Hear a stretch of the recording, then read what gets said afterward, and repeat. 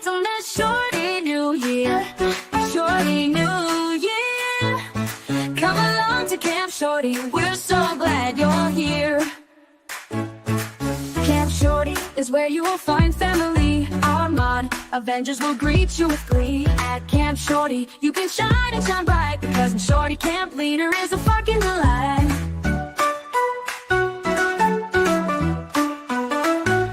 It's on this shorty new year, a shorty new year.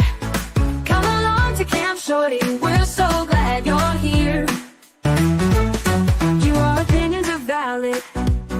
You can fly like a bird with your comments and scream. You will always be heard. It's the best chat on YouTube. You can cuss all you want. And here at Camp Shorty, we even say cut. It's on this shorty new year, a shorty new year. Come along to Camp Shorty, we're so glad you're here. Let your all caps be free. It's so liberating. We stay on topic, although occasionally things get a bit feral, but it's clear to see.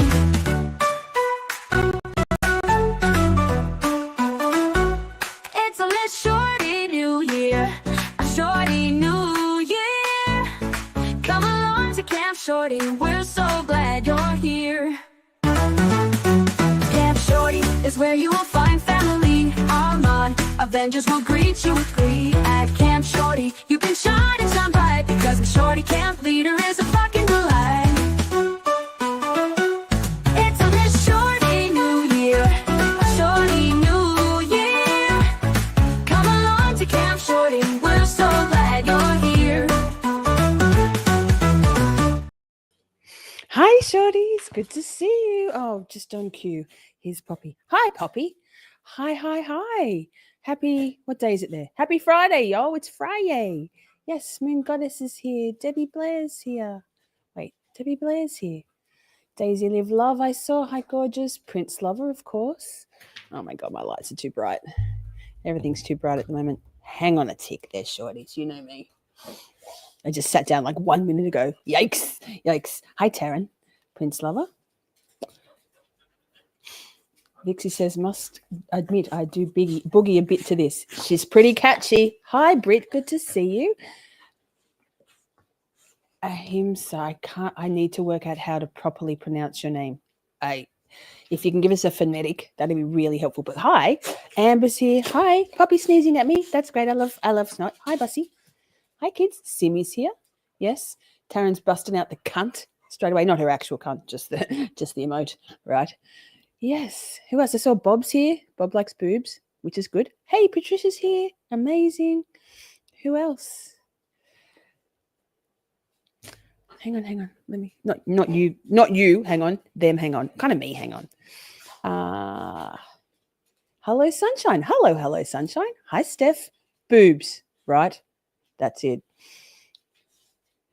Feral Friday. Thank you, Patricia, for giving it a plug. So, at the end of this live stream, I may have been a little bit oh, Poppy, don't lick me. Poppy likes boobs too, apparently. 1, right? 9. No, what time? 1. My time 1. 9 Eastern, right? Feral Friday, publicly buzzed. I'll be joining Steve and hopefully Dandy Savage for Feral Friday. We're going to...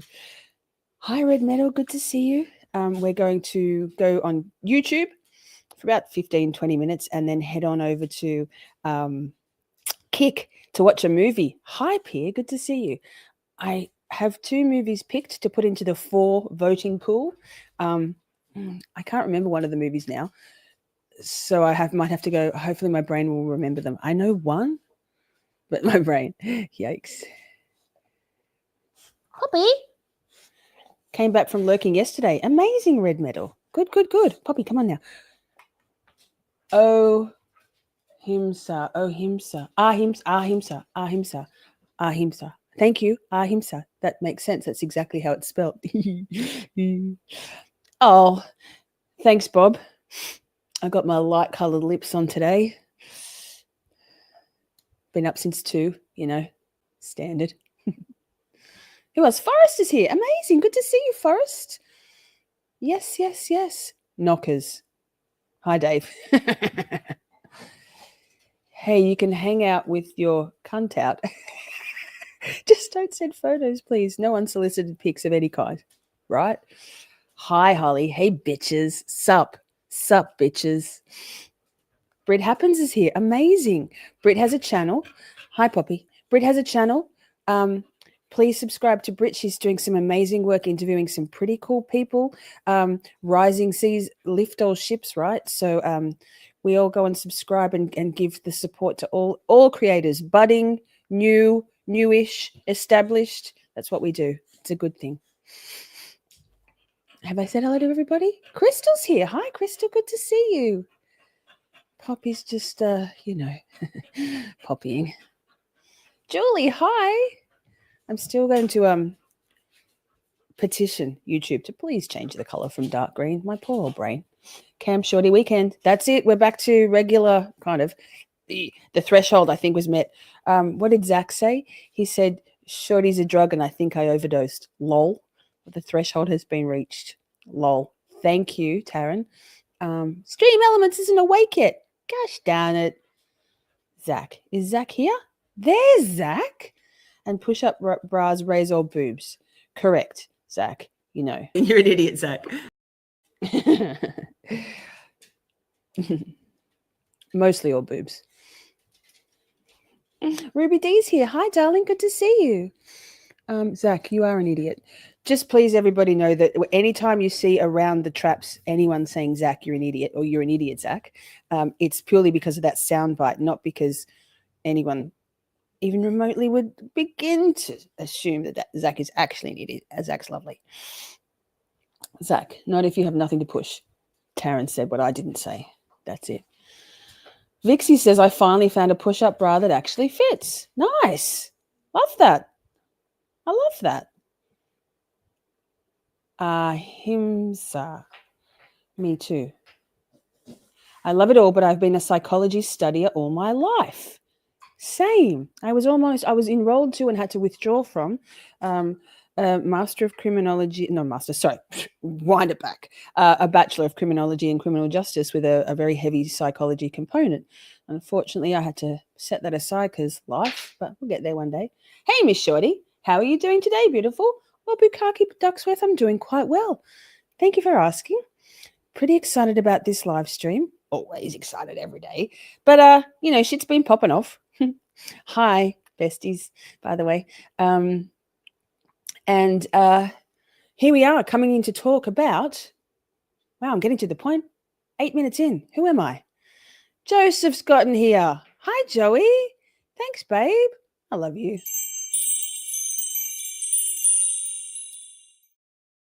The conspiracy to make me have to peer at the screen with the green names continues. I love it. I'm here for it. Panilla, nice. Bukaki, welcome back. Everybody loves Bukaki, right? Just don't get it in your eyes. That shit stings. Patricia, I was a psychology major, then turned to nursing. Yay, new members. I studied human services in criminal justice. See, we all have very similar shared interests and educational and training backgrounds. A lifelong interest in, and I hate the phrase, but true crime for me. Joey breaking out the big bills today. Thank you and thank Ginger. Yes, thank you. Did I see Catherine's here? Wait. There she is. Hi, Catherine. Lovely. Bukaki says, I just got a membership. Lol. That's exciting. I got a membership. You did get a membership. You were gifted the other day, I think. So now you can use the boobs, the cunt, the let them, the lol, all the emotes right there for you down the bottom. So what are we talking about? I mean, God, who knows? No. James Jackson's in the house. Hi, James. Good to see you, darling. Mwah. So we've been throughout 21 nights of Shorty. We've been doing some pretty interesting deep dives into various psychological and or I guess mental health conversations, more about personality types, a lot of stuff about narcissists, trying to educate ourselves, not diagnosing, this is educational purposes only, about how to spot maybe a narcissist. And if you're empowered with the knowledge and the information, you can perhaps better navigate through life, steering as clear as fucking possible from those motherfuckers. But also, today, Dr. Ramani, crowd favorite, is going to walk us through a few things, and mostly because narcissist is a bit of a overused buzzword. That's for some of you, but it's a buzzword in our society these days. And so, shall we look with Dr. Ramani, maybe whether they're a narcissist, folks, a person you might have in your life, whether they're just a fucking asshole, whether they're toxic or a true narcissist. Interesting. Biffle's here, which I love. Hey, Biffle, I'm a VCR repair technician, top of my class. Well, there you go. I'm proud of you. And when Biffle joins us, we say this. Biffle. I sent mine, but the file was too big. Clip it.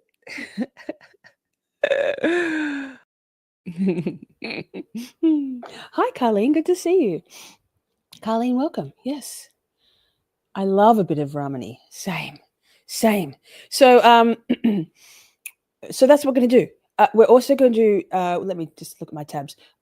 What happens when a narcissist or an asshole encounters authenticity? Because authenticity, it seems, it's widely agreed amongst specialists in researchers and clinical people in the clinical field and the research field of psychology agree that authenticity in a person, which is quite a hard thing to achieve, Dr. Ramani will talk about it, is like the kryptonite or the anecdote to the narcissistic or asshole tactics. And so we'll look into that. And finally, we're going to watch a video from, again, our girl, Dr. Ramani, Stan, tips for getting rid of toxic people. I think we can all agree that that would be a helpful thing in life if we had some tools in our life tool belt to be able to go, everything about me is cute, Biffle. That's why the haters hate me. And I'm authentic.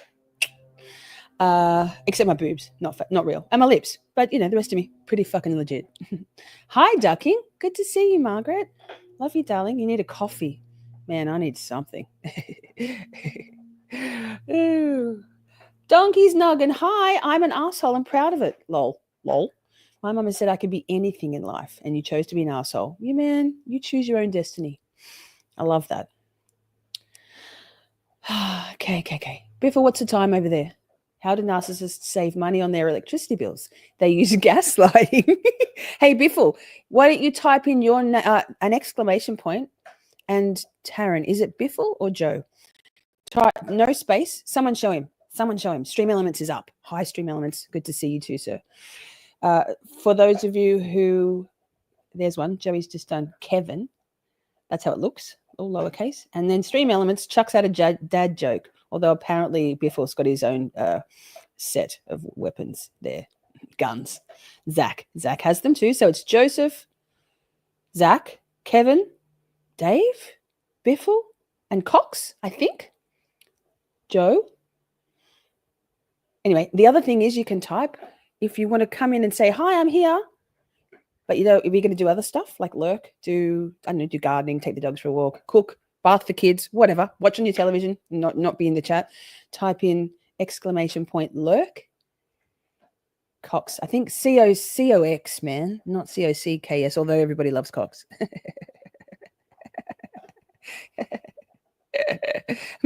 Nothing. Don't tell Jim Cox. You can, and when you come back, like I think Red Metal did, you can type exclamation point back, and it'll unlurk you, and you can say, yeah, I'm here back. So. Are we ready? Yes. Pia's cooking. Hi, darling. Did I say hi? James is just listening while he gets dressed. Ooh, James, put some clothes on. James, you could have typed in exclamation point lurk, and we'd know that. Unlurk. So you can say back or unlurk. There it is. Thank you, Joey, for explaining. It's kind of fun.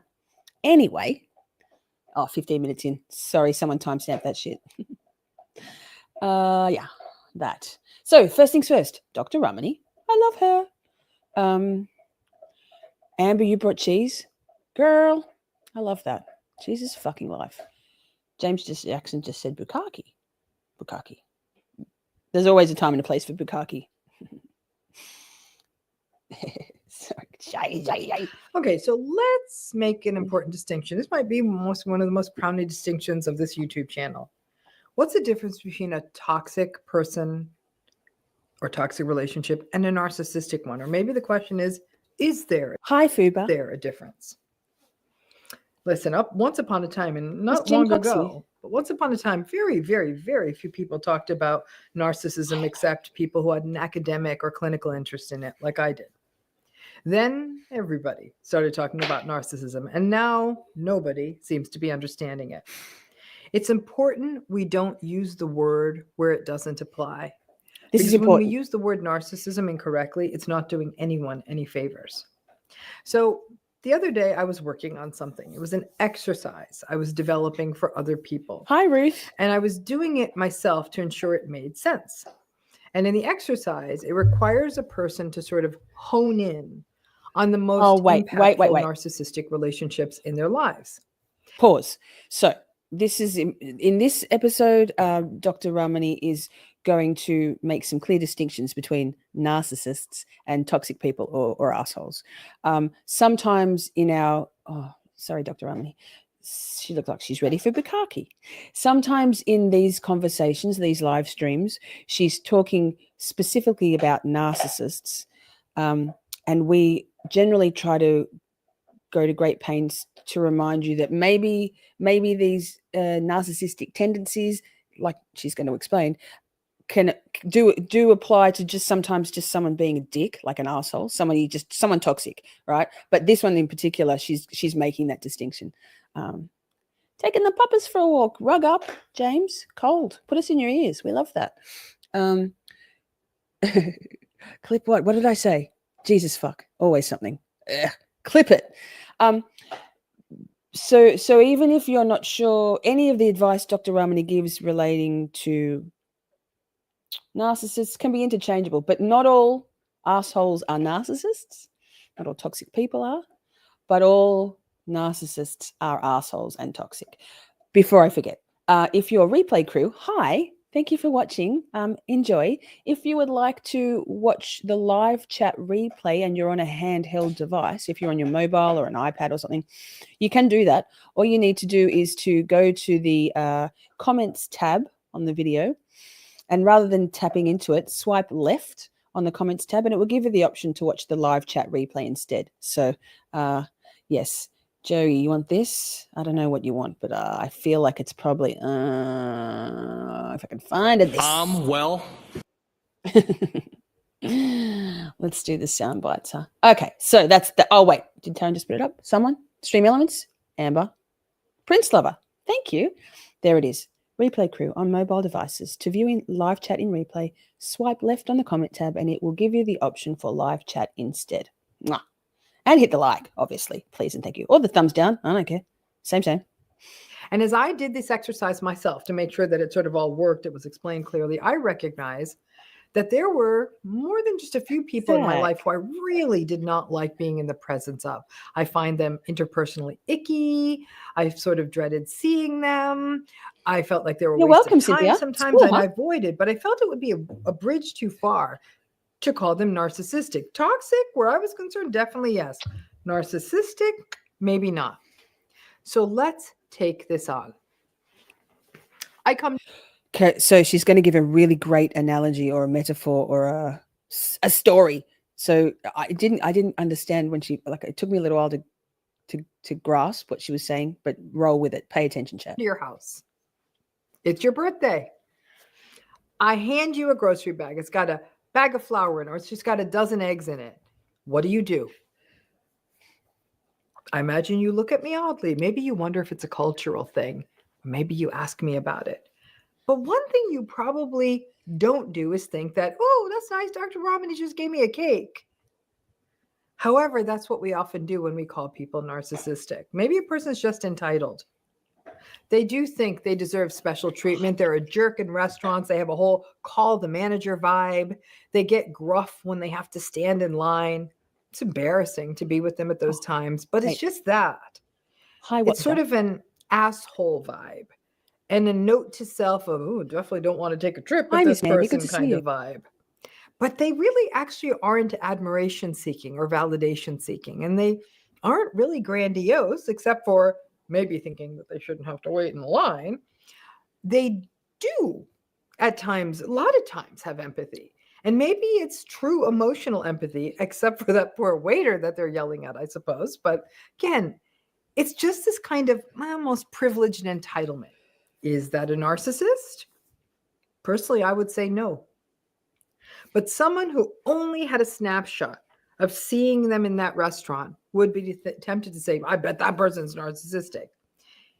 If you know them, you may say, yeah, they're a bit toxic, but it's the bag of flour. It's just a dozen eggs. It may not be the whole cake. Great analogy. The traits that encompass narcissism are a person who has low, inconsistent empathy, grandiosity, entitlement, arrogance. They're very superficial. They have an excessive need for admiration and validation and praise. They envy other people, or they believe other people envy them. They're pathologically selfish. That's pretty much the cake. And you can't leave any of the ingredients out. You need them all to call it narcissism. These traits show up as manipulation, gaslighting, being dismissive, minimizing other people, having contempt for them, betraying people, belittling them, shifting blame. Bukagi. Hey, it was so funny. The other night, Dr. Ramani, when the stream we were doing, she was wearing a white jumper and she was slightly positioned slightly differently on the screen. So it looked like that she was, that it was her, like, that she was sitting there with like high boots on and that was her crotch. It's just, wait, hang on. Let me just stop presenting for a second. This is what's underneath her. That.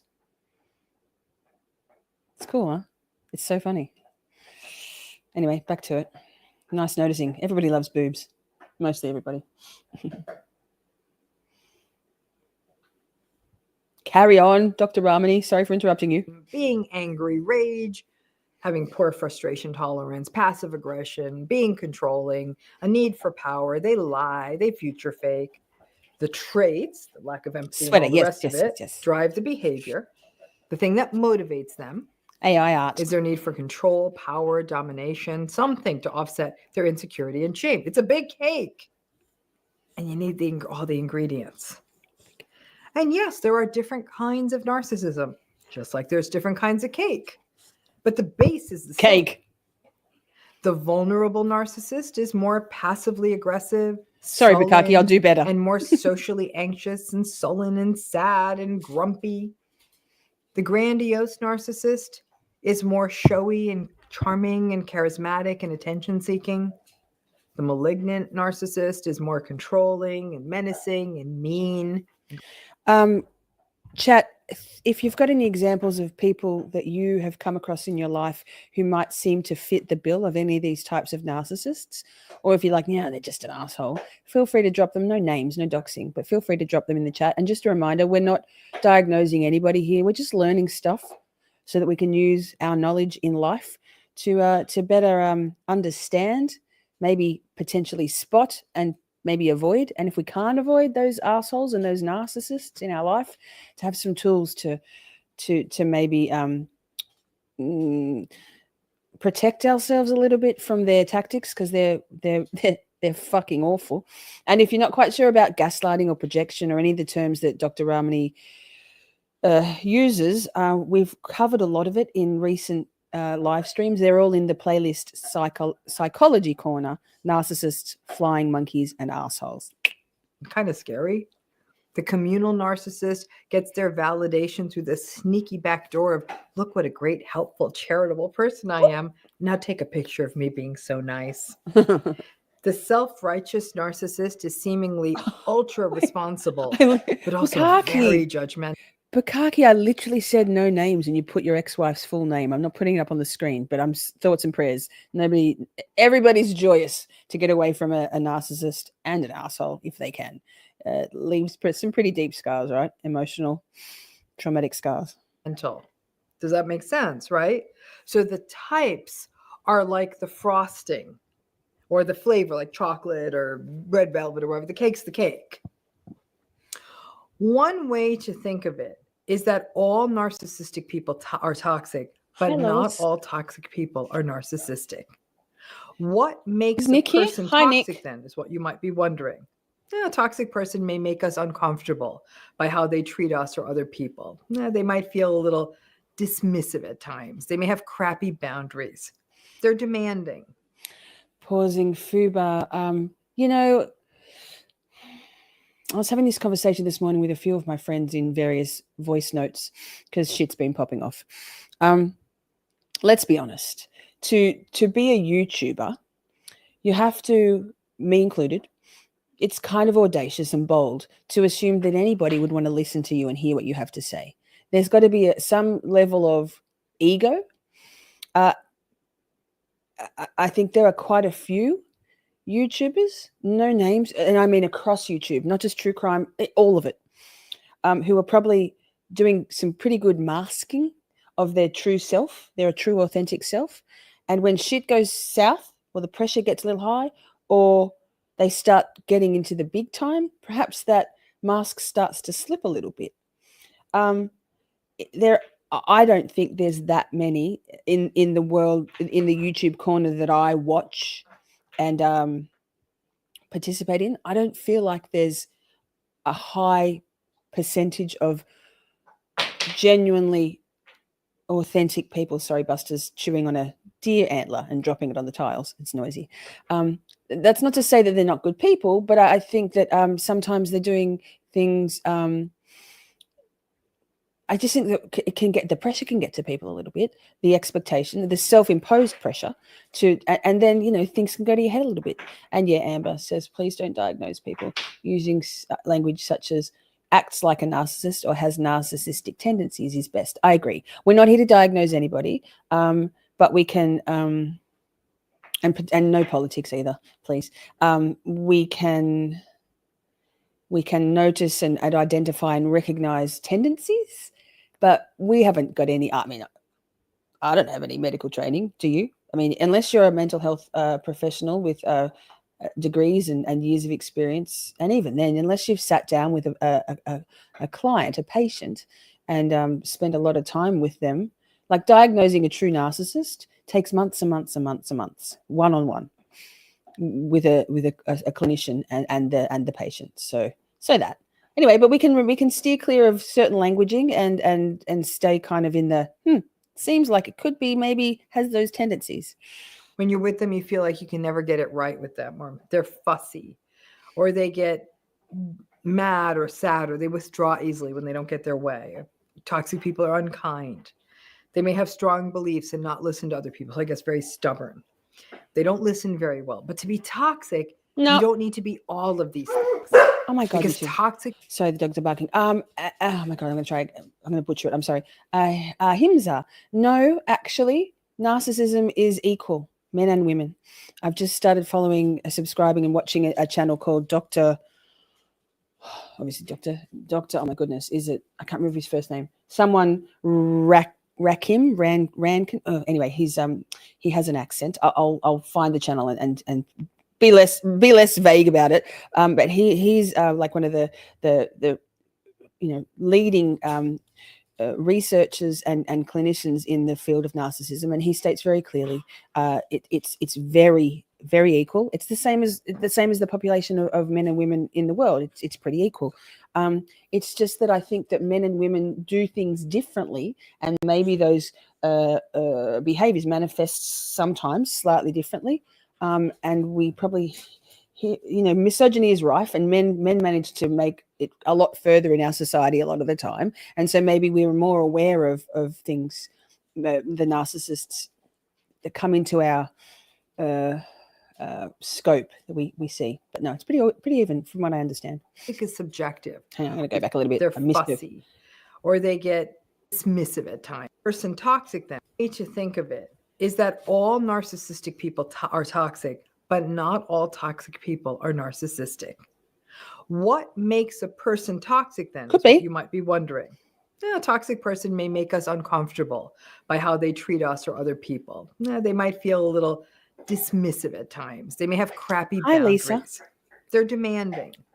When you're with them, you feel like you can never get it right with them, or they're fussy, or they get mad or sad, or they withdraw easily when they don't get their way. Toxic people are unkind. Let me go They out. have strong Hang on. beliefs and BRB. not listen to other people. So I guess very stubborn. They don't listen very well. But to be toxic, you don't need to be all of these things, because toxic is subjective. One person may find a tech bro type who brags and drinks kale smoothies and wakes up at 4 a.m. to meditate and meet with their guru and blabs on about living to be Oof, Dr. 180 Ramani. years old and is snobby about other people's lifestyle as being so unhealthy. Someone else may find them admirable. That tech bro may actually be nice enough to lots of people, probably their guru, but they may just be super rigid about their sort of kale meditation schedule and really believe that they're going to live forever and sneers at you for having a bagel. But they also may not be manipulative or future fake or gaslight. They may just want things the way they want them and organize their lives in a way that allows that. For example, they don't have a partner, no kids. So no one's really being hurt by their 4 a.m. wake ups and chanting with the guru. And they're aware and know that a partner wouldn't fit in their life or kids wouldn't. And someone else may not see them as toxic at all. They might even see them as aspirational. One person may find a busybody mother who has an alphabetized refrigerator and makes her kids bento boxes for lunch and is up to her ears in the PTA of it all, and looks a little sideways at the moms Oh, who the are snark. involved. I love it. And insists that little Johnny takes violin lessons and do karate and take animation classes, and judges the moms who give their kids sugar. Now, a lot of people might look at her as a pain in the ass. And you pray she doesn't want to talk when you run into her with your store-bought cupcakes. But yeah, she The might actually be shade. a little empathic. I love and you've her. seen her be empathic. Toxic, sure. Narcissistic, probably not. Toxic is subjective. Some things bother us based on our histories, our families of origin, our experiences in the world, our beliefs, and our own quirks. And yes, some people may find our quirks toxic. Right, Pete? I have no doubt that every single person in the It's so planet funny. has I at love- least one other person who finds them toxic in some way. 100%. It may be We all know very toxic people. unlikely with some folks, but even when I think of the sweetest of the sweet people I know, I also know of at least one person who finds them toxic. That's just how people work. In general, we find people toxic when we perceive and experience that we cannot fully be ourselves with them. Oh my God, I'm going to get it. Ahimsa. Sorry, not for psychology today. Not psychology today, but the article examining sex differences in the DSM-4 narcissistic personality disorder system expression using item response theory, IRT, states 7.7% of men and 4.8% of females. Okay, good. I love that. Okay, you're right. So there seems to be a higher proportion. Thank you for clarifying, and thank you for teaching me something. I love that. Data don't lie, mate. Thank you. Love quantifiable studies all day long. Give me that over someone's hearsay any day of the week. Thank you. And not only have to feel as though we have to modify ourselves in different ways, but that other person has no interest in seeing our whole selves. And if we show up as our whole selves. Hi, Thea. No, Dr. Ramani is sort of saying, she said at the beginning of this video, I'm not sure if you were here yet, that basically she used the analogy of someone giving you eggs or flour or sugar. They're not giving you a cake, right? So someone having in a snapshot, a small moment of time, or even across the board, being a bit of a fuckhead or being like demanding and like I need to speak to the manager or something. It doesn't mean they have all of those 9 or so components that is necessary for someone to be considered a true narcissist. So people, the eye of the beholder, that's part of the problem, I guess, and that's what we're kind of trying to unpack here, is that just because we see someone's sort of narcissistic, toxic asshole behavior and think, oh, they're a narcissist, they need to have all of those ingredients, those 9 things that she lists: entitlement, grandiosity, a need for attention, so many things, that it's only with all of those ingredients that you actually get a cake. So no, but asshole, toxic, eye of the beholder, 100%, but not true narcissists. They will either not see all of us or they'll have a problem with it. So we might feel a little less than comfortable when we are with them. And that discomfort, that sort of unsettledness, is what may make a person feel toxic to us. And the toxic part comes when we don't see a path forward with them. I know people personally. I love it though. Thank you. I really appreciate that. And every other kind of ist you can think of. Taryn. I find them toxic for how offhandedly they can share those really dismissive beliefs. However, I also know that there are people in their midst who will tell me, Ramani, really, really, they do have a heart of gold. They did this for this neighbor and that for the other person. And they did do those things. And frankly, they may even seem like a decent person. They may even seem like a decent person, certainly to those people they helped, right? Prince Lover, Taryn, do you give a fuck? I don't give a fuck. I'm going to get it one day. Someone teach me how to Taryn. Someone, please.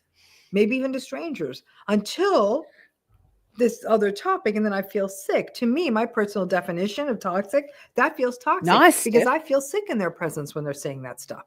So no matter how many driveways they shovel for free, and how many dinners they walk across the street to someone, and how sweet they are to their grandchildren, I don't care. That feels toxic to me.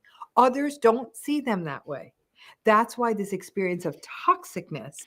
Biffle, I think that might be a nice example of the eye of the beholder that Thea asked. To you, Biffle, 95% of the population are pieces of shit and you hate them. That might be a skewed opinion, just saying. Because no, a lot of people grind my gears, but no, not everyone toxic, in my opinion. Is tricky. I have heard people call people who have these different beliefs from them toxic. People they find to be very judgmental as toxic. People they feel they have to be ultra careful around and choose every word precisely, or the other person will be judgmental as toxic. People they have to walk on have a good meal, Crystal, as toxic. People who are very competitive with them as toxic.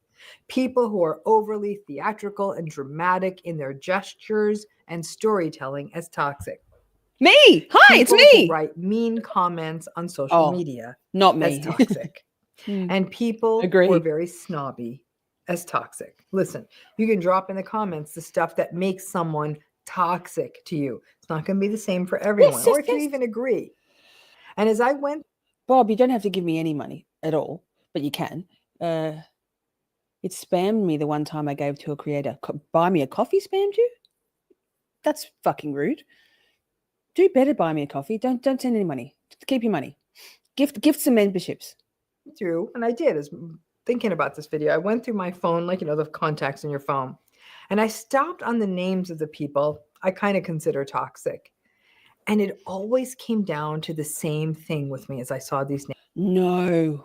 Hi, Tracy. Late to the party, catching up. Oh my God, I'm a toxic combo narcissist. No, I don't think so. It's very rare for a narcissist to go, hey, I'm a narcissist.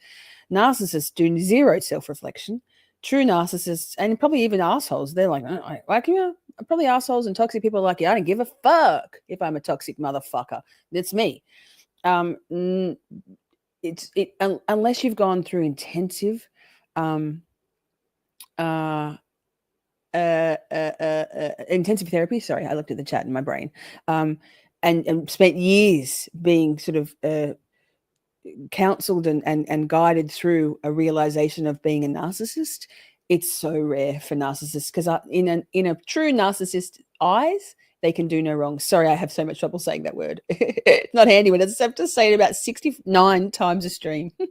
Names. People where I feel a little bit of a clenching in my gut because I have to be so damn careful about what I say, or I sort of feel like, I don't know, breathlessness, I guess, because I know they're going to say some kind of mean little zinger about me or someone I care about. People where they say things about groups of people that are dismissive, intolerant, and ignorant. People who are abrupt and sort of interpersonally cold. People where I just feel that I have to be so very, very, very, very careful around. I also had to recognize that some of these patterns that I was experiencing as toxic may be cultural, especially the abruptness. Okay, but it doesn't mean I like it. Ultimately, the sensation of toxic may be just that, a sensation, something we hold in an embodied way that reflects our preferences, our histories. And maybe the better way to approach it is not even that this is a toxic person. That's a bit of an indictment. But these are really toxic patterns for me, and may not necessarily be someone you would work well with or want to spend your precious leisure time with. Toxic things make us sick. And these interactions can have that sensation of like, oh, I kind of feel sick after I spend time with this person. We're living in divided times. No matter what, everyone can agree on that. That's what we're saying in the chat right now, right? We're living in divided times. Things have never been worse in terms of humans humaning. And I see a lot of Kim Harris. I'm so sorry, and I missed the comment, so I can't find it again. So if chat is giving you their condolences and their loving support, then I'm also so sorry, but that sounds disingenuous. But I don't want you to think that I'm ignoring. I've looked and I can't see what you said. So I'm so sorry for missing your comment. And chat's always kind. And thank you, Joey. Good man. You're lovely. You're lovely. Such a good supporter of the channel and me and our community. Love you. Ironically, and language matters. Many of Words us matter. can navigate toxic relationships without feeling that we are being psychologically torn apart the way we do when we're in a narcissistic relationship. Narcissistic relationships have much more far-reaching effects. In toxic relationships, the interactions may be unpleasant, but in the macro, we might sort of roll our eyes and say, all right, they'll be there, and we grit our teeth and we get through them, but it may not get under our skin the same way.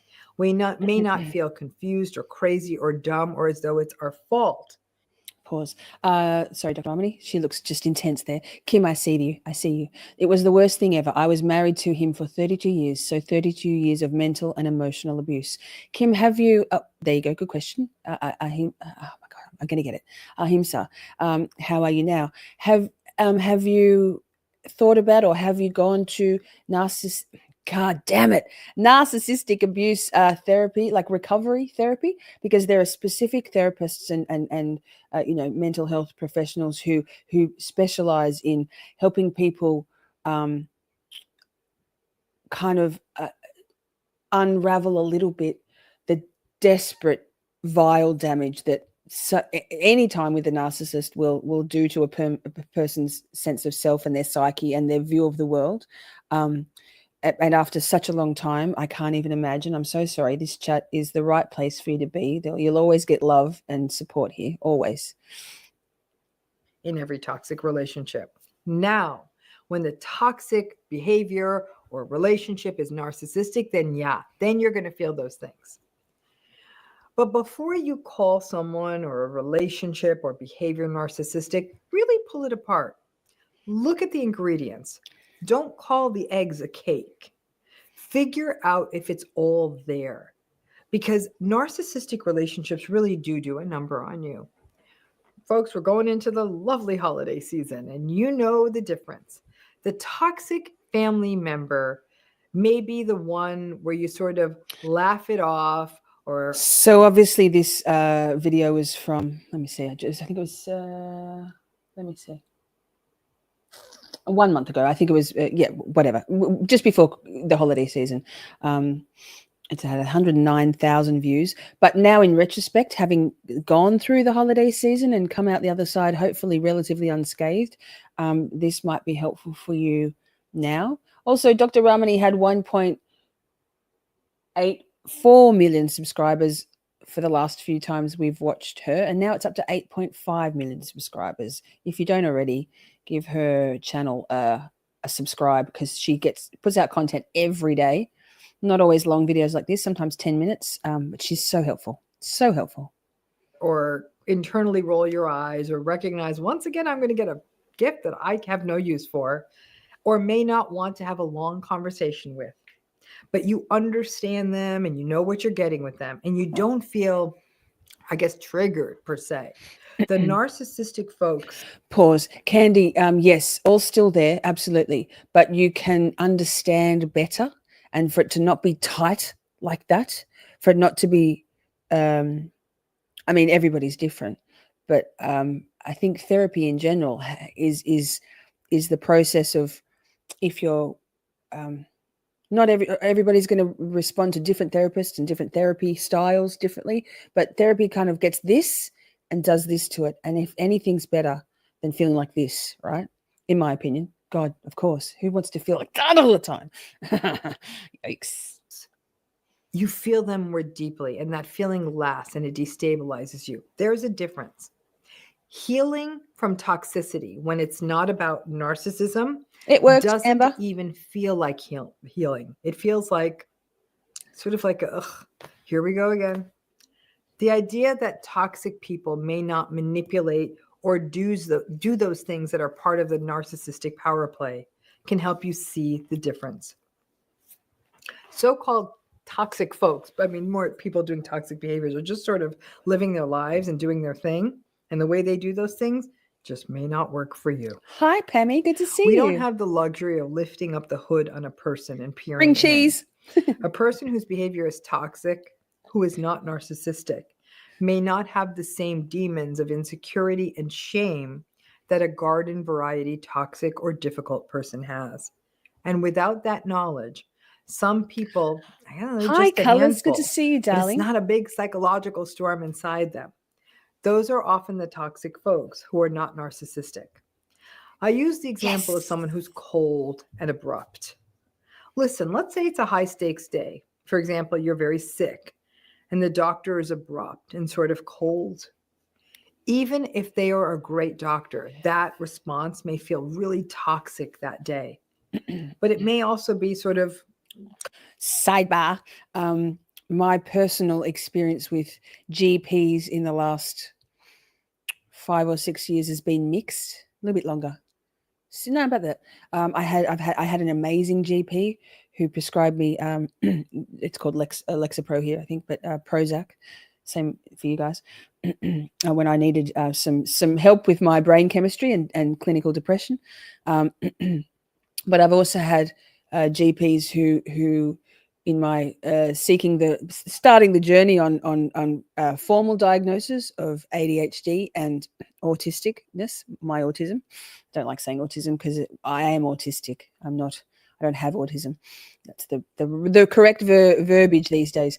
But absolutely, they're feeling they missed the whole point. It was a couple of appointments, and I've never gone back. It was very traumatic. That's different to what she's saying. But that GP was a female. She did feel pretty toxic the way she treated me, and it not the nice one, not the one who prescribed antidepressants, but a different one. Those things can make all the difference, and if you're used to being sort of disbelieved and not properly seen in your true authentic self, then that's pretty triggering. Cultural, it may be how they work, and it's not because that doctor has unresolved insecurities. On another day, if you met that doctor, maybe not as a doctor, but maybe you met them socially at a friend's house, you may still think they're a bit of a dick, but you also may find that they have dry humor. Context matters too. And one last way to think about this. You and a friend you adore, just love this friend. You both know a third Yes, person. Ruth. And your friend loves this third person, loves spending time with them, but you feel sick when you spend time with this third person for your reasons. And so it becomes something that you and the adored friend just sort of dance around. The adored friend spends time with that third person that you find toxic on their own. Clearly, your friend doesn't see that person as toxic, and they're not having that experience with them. Every human being is a stimulus and a response. And you can actually kind of also see why your friend likes them and why you don't. And you and this friend you adore will never agree on the idea that this third person is toxic because it's subjective. Narcissism isn't so subjective. It is much go, more Thea. a definable personality style based on an accumulation of looking at a person's behavior. I'm the first to tell you, it feels like an insult to be called toxic or to call someone toxic, and I get that.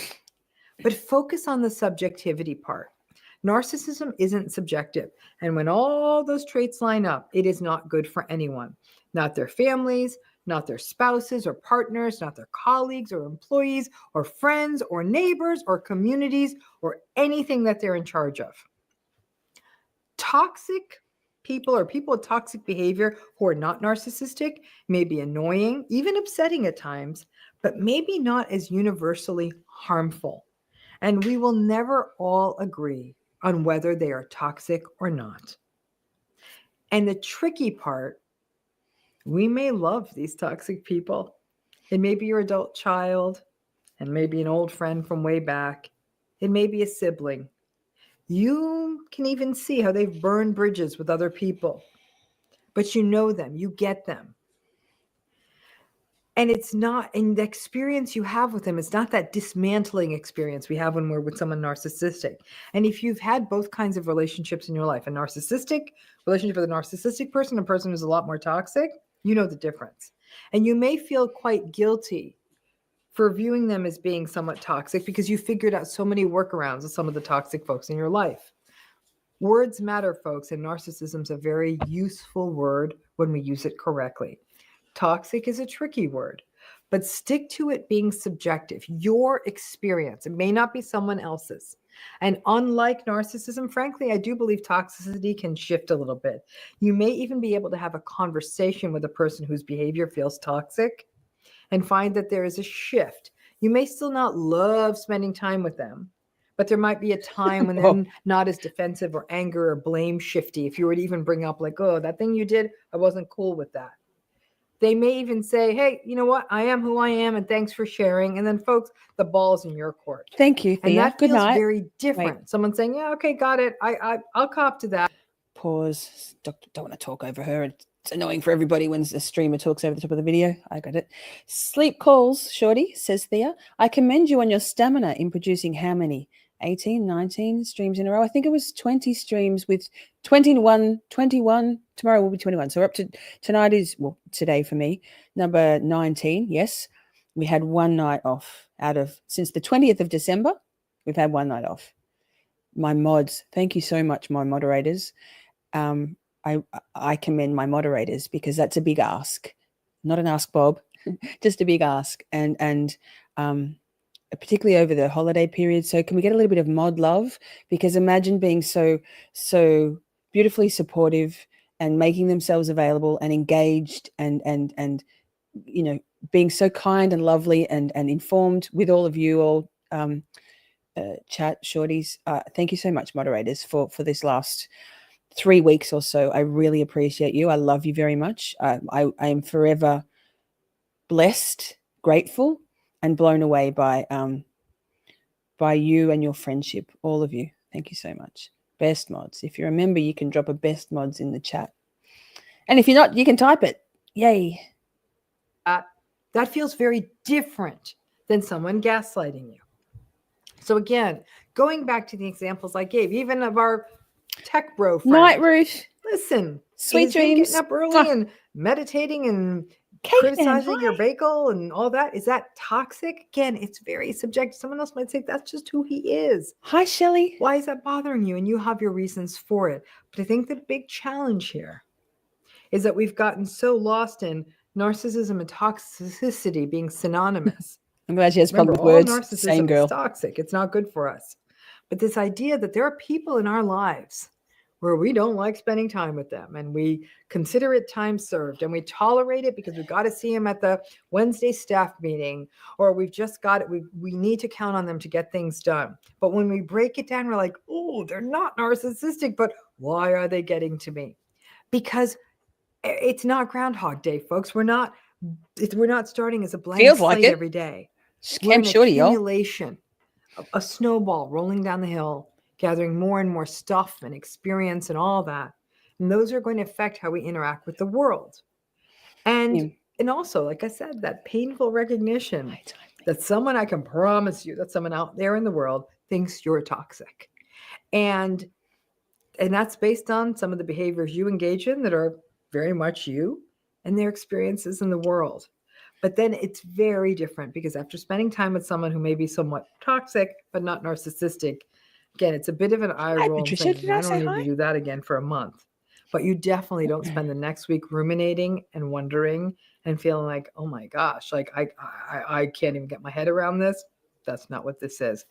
It's, again, toxicity is really based on a subjective experience we have with someone. There ain't nothing objective about it, which is why you and your best friend may simply not agree on whether or not someone's toxic. Hope that distinction is helpful. And thanks again. Very helpful, Dr. Ramani. We love you so much, girl.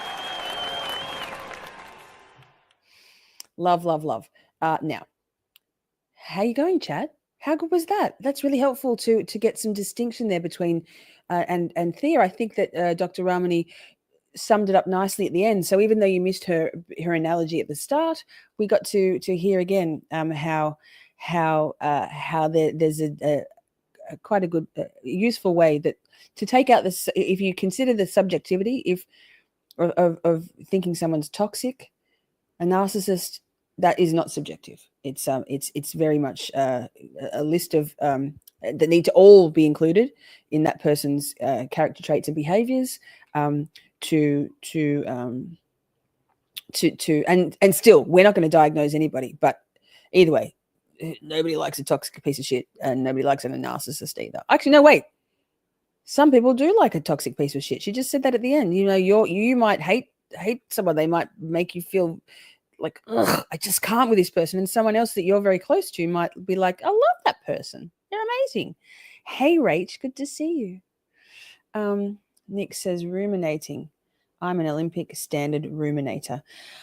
Yeah, you got to get out of your head, man. Listen to more Shorty. That could send you into a fucking spiral, man. What a fucking prick. Wait, Crystal. I was told by a therapist at 17 or 8, that I was a slut because of what I wore and had low self-esteem due to me not wearing makeup. Go fuck yourself, dude, and didn't go back. Good. Just it's like with police, law enforcement, or attorneys, or YouTubers.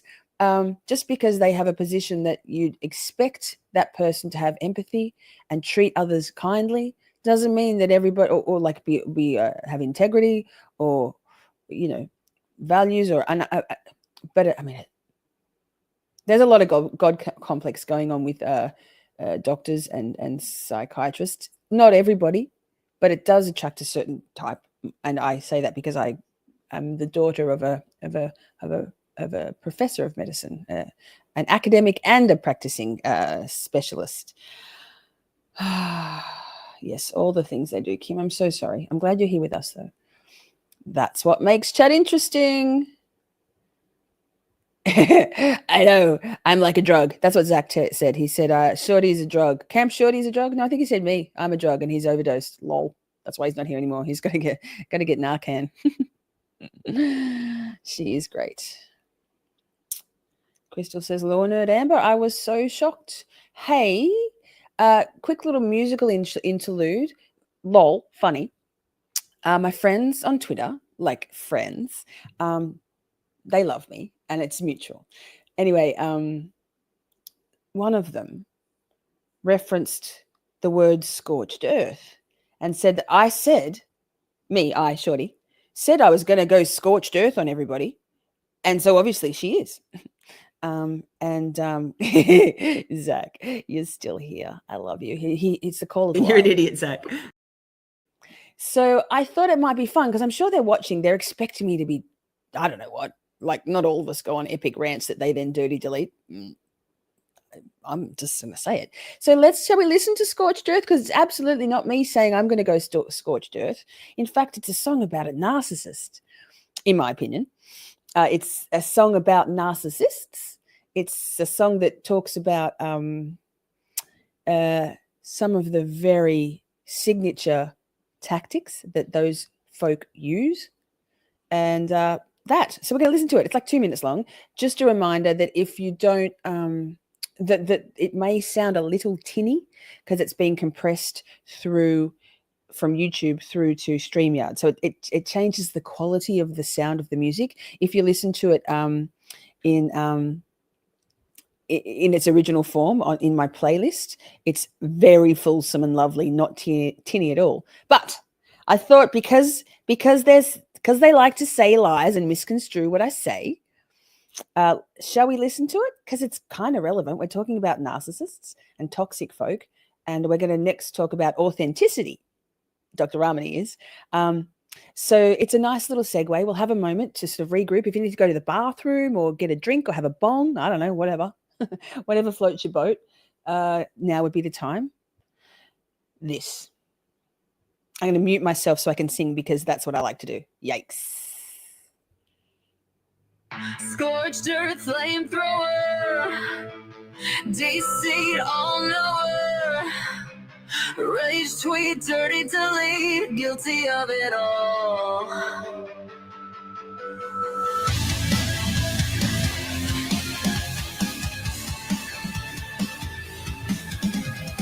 Logical fallacies prey on vulnerabilities, pillar of deception, no culture for redemption.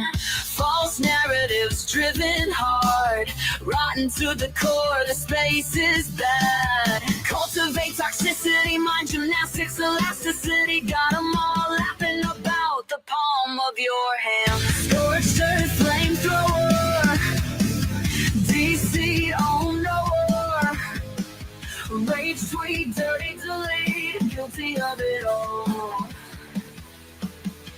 Double down, that shame rage cycle, malignant, grandiose, perpetually prideful, expecting nothing less, it's interesting to see the disintegration of your sanity. Scorched earth flamethrower, deceit all-knower, rage tweet, dirty delete, guilty of it all. Like wow, holy cow, delusions running wild. Like wow, holy cow, feeding your inner child.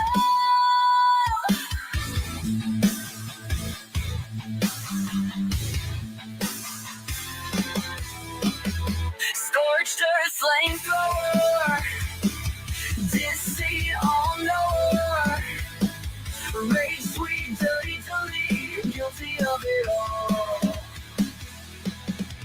Double down, that shame rage cycle, malignant, grandiose, perpetually prideful, expected nothing less, it's interesting to say the disintegration of your sanity. Scorched earth flamethrower, deceit all-knower, rage sweet, dirty delete, guilty of it all.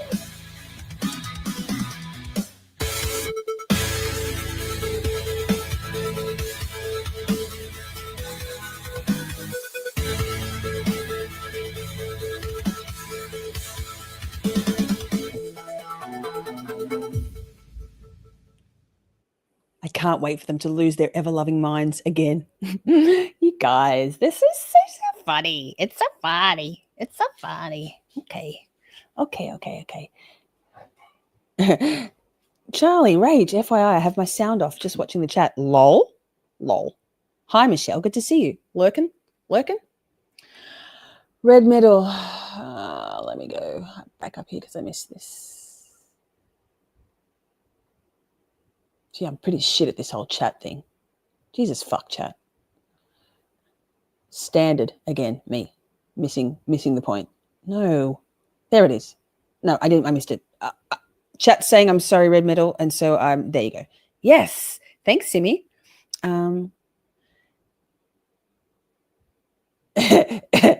There have been 0 mute events. Go, Miss Shorty. Oh, the night is still young. Surely. While I think of it, the night is so young, still young. Oh my God, my brain. It's 9 Eastern, right? Publicly Buzzed. We have a portal set up. I'm going to be a guest on Publicly Buzzed Feral Friday tonight. I've been there before. Steve, love, love, love. Hopefully, Dandy Savage. It's a fun time. If you've had the week, or even if you haven't, and trust me, you won't. Like I've been part of Buzz Nation for 18 months. Steve is good people. Publicly Buzzed is a great channel, and Feral Fridays are so much fun. We spend about 15 or 20 minutes on YouTube, and then we head on over to Kick. Tonight we're going to have 4 movies to choose from, and then y'all are going to vote which one we watch. And on Kick, we're going to watch a movie and just get a bit feral. It's so fun. It's all caps City if you want to. Thank you, Red Metal. Cool song. Listen to it in its real form. They sound much better. They sound much better when they're not pushing through StreamYard, I promise. So, Steve is the best people. Pokemon Michelle. Yeah. It's so exciting. Here's Publicly Buzzed. Give them a subscribe. They do, he does trial watching, but often you guys are in like episode number 669 of the Phil Spector trial, which is AJ Alan Jackson was the prosecutor in that trial. Murder Church is on Tuesday nights and Sunday mornings. Feral Fridays is obviously every Friday. And Steve also does things about EST. Now it's 7:22. Yes. So in an hour and a half, Feral Friday starts 9 Eastern. Yes, it's 11:22 a.m. here. So yes, I'll be getting my day drink on because that's what we do on Feral Fridays. Actually, in fact, I've got a Pavlovian dog response to Publicly Buzzed. Anytime I'm like, oh wow, it's wine time. Cool. Doesn't matter what time. I like Steve, says Crystal. He's funny. I love Steve. He's funny. So that. What's Kick? Asking for a boomer friend. Nick. Kick's like, well, apparently.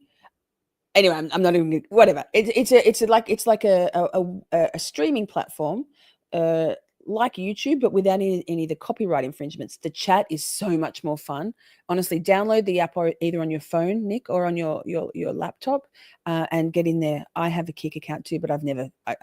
Shit went south, and I never worked out how to. I have to use a different program to StreamYard. Anyway, backstage shit, right? So I haven't ever streamed there, according to the friends. I do, but okay. They love to lie. Check my account. I'm called Miss Shorty Delight. There's nothing there.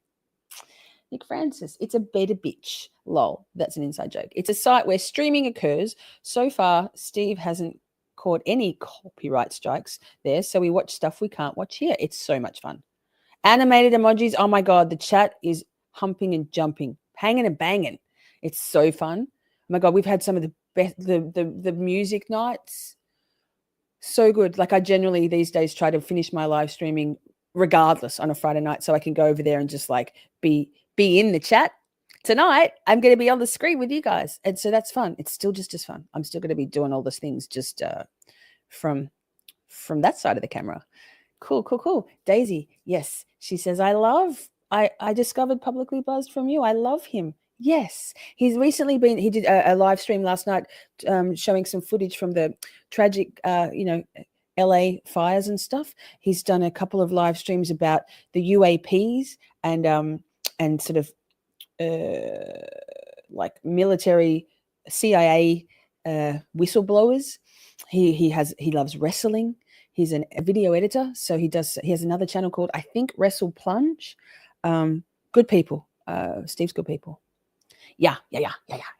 We literally act like middle schoolers there with our emojis, fully feral child mode. Yes. And the age range of the chatters of the community, it goes from like Taryn, I think, is usually one of the most youthful, baby girl Taryn, all the way through to people who are 69. Patricia Vincent loves it there. fuck yeah, it's so much fun, and everyone in between. It's seriously the best wind down after a busy week, 100%. So you found him through Jay. Yes, Simi, same. For me, it went Defense Diaries, Bob, then Jay, then Publicly Buzzed, all in the space of a week. And that's those three channels are honestly, and the chat community, but mostly Jay, what I kind of aspired to model our chat community and vibe on, just with a different sort of angle in terms of what my content is. But yes, 100%.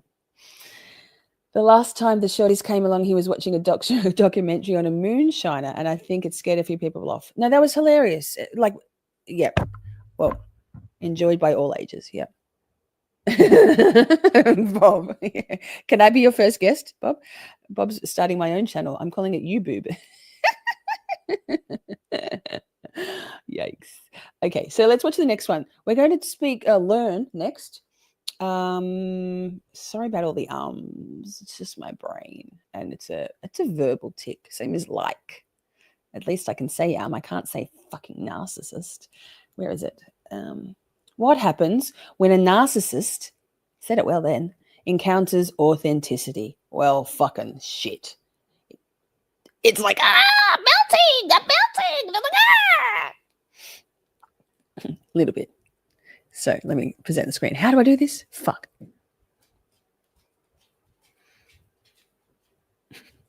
You just saw me buffering for a minute there all the time, daily. This is a much shorter video. To be honest, I consider myself to be very authentic. Not everybody thinks the same thing about me, and that's okay. It's in the eye of the beholder, perhaps. Although I would suggest that maybe some of those people, their response to me is that maybe they do. But Dr. Ramani is, as always, zinging it with zingers, and she explains it really well. And it gives us all, it's aspirational, I think, this video. That's what I'd call it. All these. Hi, everyone. It's Dr. Ramani, and Hi, welcome Dr. back Ramani. to this YouTube channel on all things. So reminding, we're just learning. It's educational purposes only. We are not diagnosing anyone. We can look at people in our lives and go, see, they might be toxic or maybe they're narcissists, but either way, it's going to be a hard no from me. We're learning and growing through our knowledge of and our more informedness in life. All of these videos are linked in the description box if you want to watch them without my commentary, or you want to watch them again.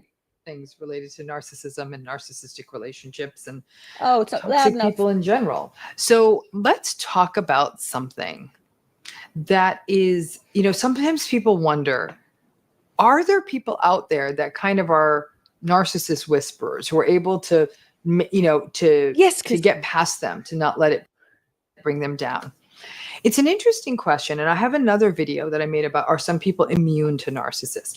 That's a very different phenomenon than what I'm about to talk about. Okay. I think some people out there are actually really, for a variety of reasons, not that affected by narcissists. See you at Pearl Friday. I'll get into all that in that video.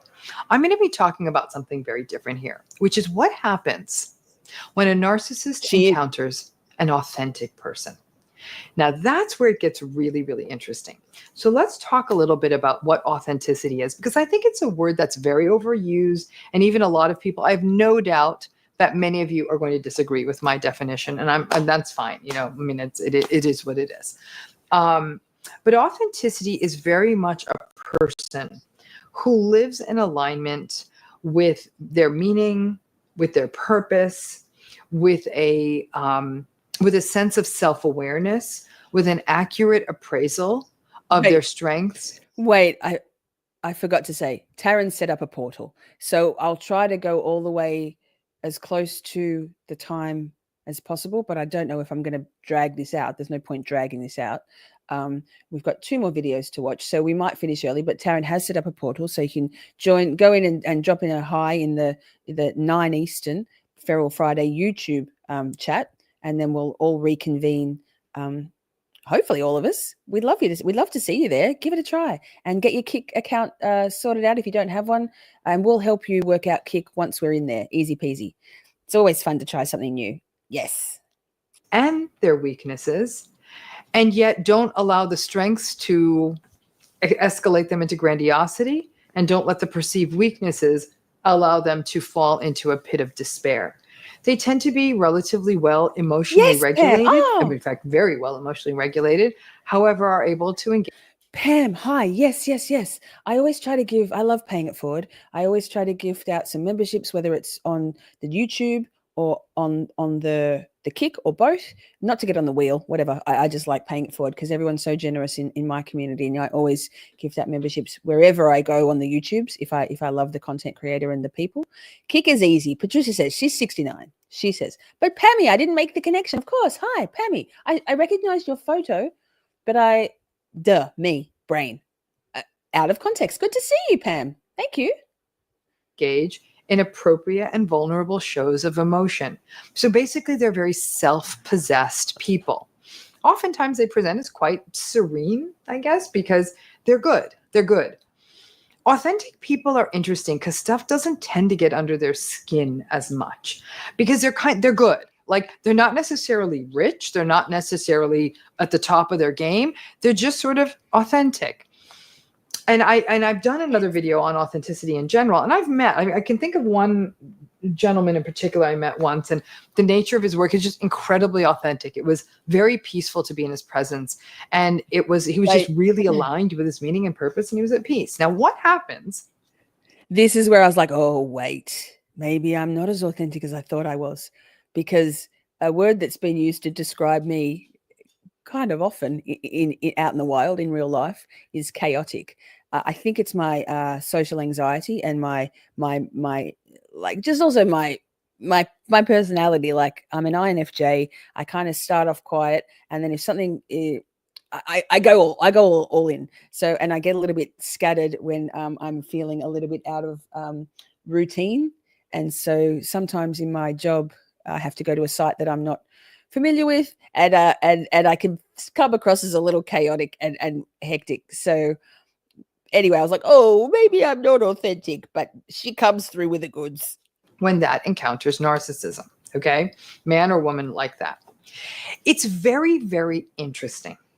Because at one level, authentic people are pretty unflappable. Things don't really get to them because, as a rule, people who are very authentic don't tend to personalize stuff very much, right? They'll say, that's a fair criticism, or yeah, that's a lot of noise that person's making. But they don't make it like, what did I say? What did I do? Or chat, what do we say? Members, what do we say? Let them. It's like, sure, you can think that about me. That's okay. You can say that about me. Like, that's okay. It doesn't touch me.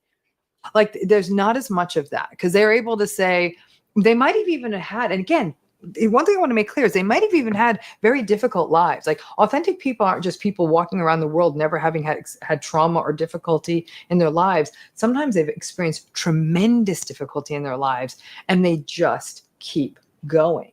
And so they have, they'll even say like, this is probably not a good place for me to be because there's a lot of loud noises. And I know that can be, that can really actually, I don't experience that well. So I think boom, also me. And my job can often be kind of like, hey, but I can't leave my job. I have to be there. It's my job. So it sort of utilizes more spoons. And if you're not aware of the spoon analogy, I'm sure Amber can drop something in the chat. But basically, everyone has their own number of a finite amount of energy.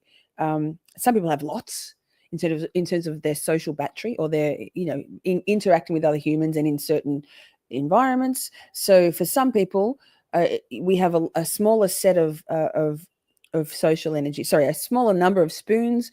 I'm really poorly explaining it. We'll do the spoon theory another time, actually. But everybody has their certain limitations, and I know I have them also.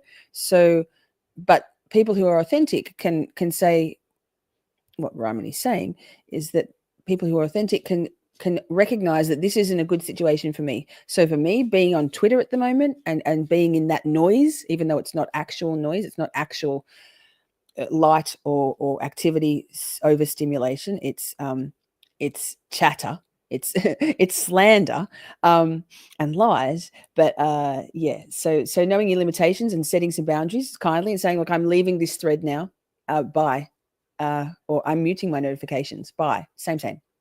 I'm just going to actually absent lives. Sometimes they've experienced tremendous difficulty in their lives and they just keep going. And so they have, they'll even say like, this is probably not a good place for me to be because there's a lot of loud noises. And I know that can be, that can really actually, I don't experience that well. So I think I'm just going to actually absent myself from the situation. And they don't care too much what other people would think. They let that vulnerability be expressed and they don't worry about how it'll be judged. So again, that's what I mean by that very self-possessed sense. So when they encounter a narcissist, it gets really, really interesting because not only does it not get under their skin, they kind of don't fall for it, right? So there's a wisdom there.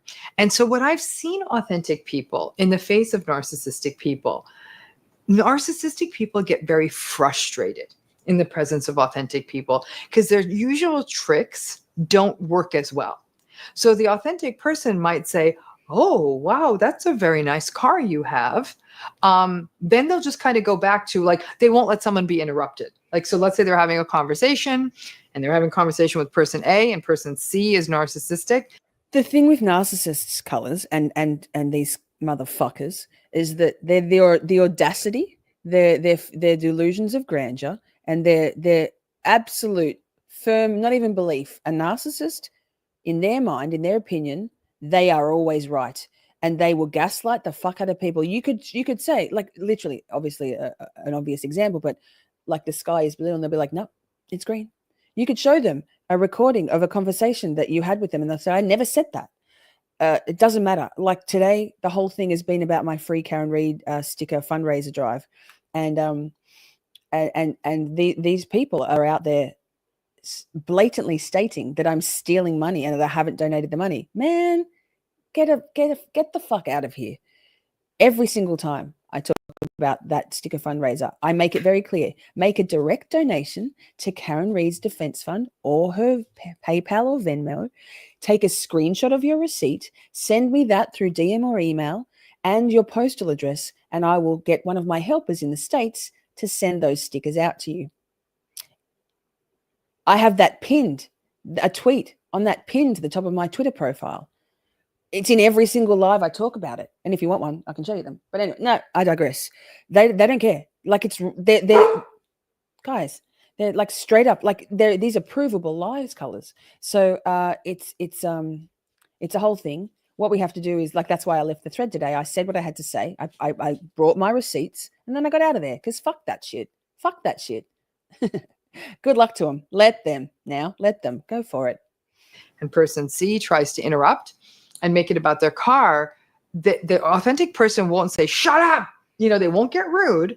They'll say, it sounds like a very nice car. And then they'll make sure person B is still going. So what happens is that in some ways, an authentic person is a little bit more resistant to the validation seeking behavior, to the love bombing behavior, to the attention seeking behavior. But what's really neat about the authentic people is they won't shame the narcissist. They won't feel the need to say, like, you need to shut up, you need to step off, you're making too much noise, what is wrong with you? They won't go there. They'll just keep steering things where they need to go. Let them. But where people who are authentic will ultimately often hit a home run is that they'll know when to step away. And they won't be rude about it. They'll say something like, look at the time. I do need to go. I didn't, I have many, many things to get home to take care of. And I can't thank you all so much for this experience, da, da, da, da, da. Those who do it very graciously. Okay. They're in tune with themselves enough to know this doesn't feel good.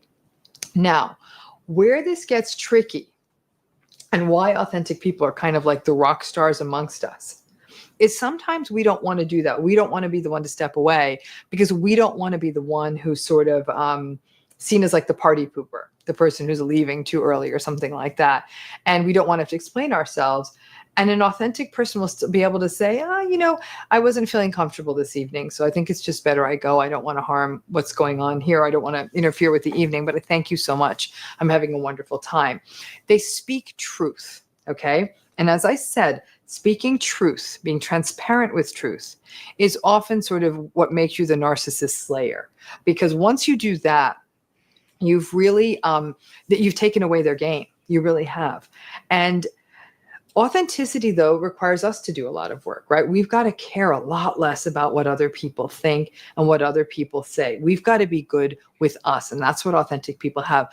I got to tell you, most authentic people I have met have been older than like 55 or 60. They do tend to be a little older. And I think that maybe Fine, they've ma'am. just done How the hard dare you? yards of life and they're coming out the other side and saying, okay, I got this. And like I said, many of them did not have easy lives, but there's a serenity and they don't suffer fools, but they don't do it in a nasty, cruel way. Authentic people aren't always super gossipy, like that, you know, a little bit, but nothing like they really are just sort of, it's not my fight. It's not my problem.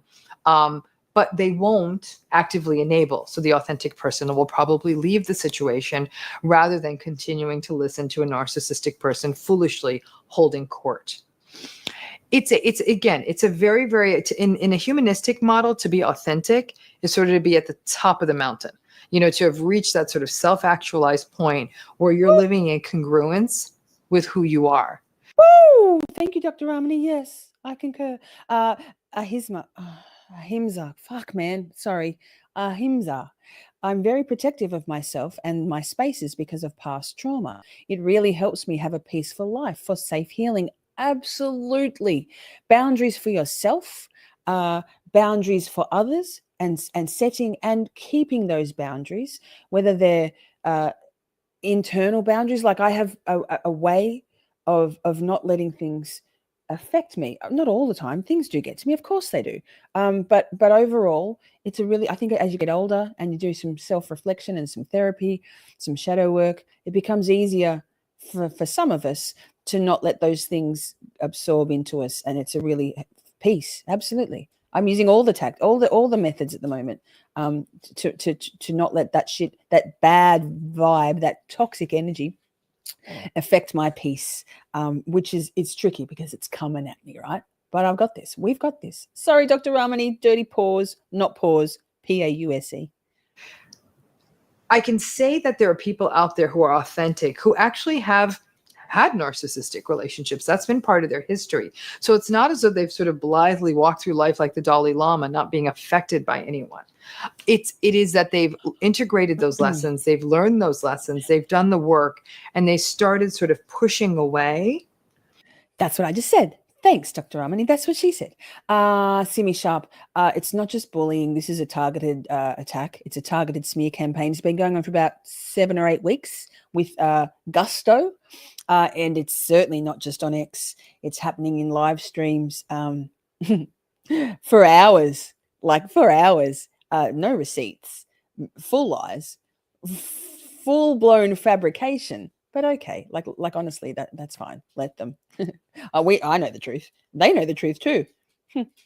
These sorts of expectations that other people have. And a lot of times those expectations result in enabling narcissists. So that ability to feel solid enough in yourself, comfortable enough in yourself to say, you know, this may not be working for me, and then to gracefully step away is the authentic person's, I guess, weapon, for lack of a better term, in terms of handling the narcissist. When a narcissist is with an authentic person, they'll often have a lot of bad things to say about them. What was wrong with that guy? What was wrong with that girl? I mean, my gosh, is snobby much or standoffish? What was their problem? They're not very social. Be very contemptuous, very dismissive. There's something unsettling when the narcissist encounters an authentic person.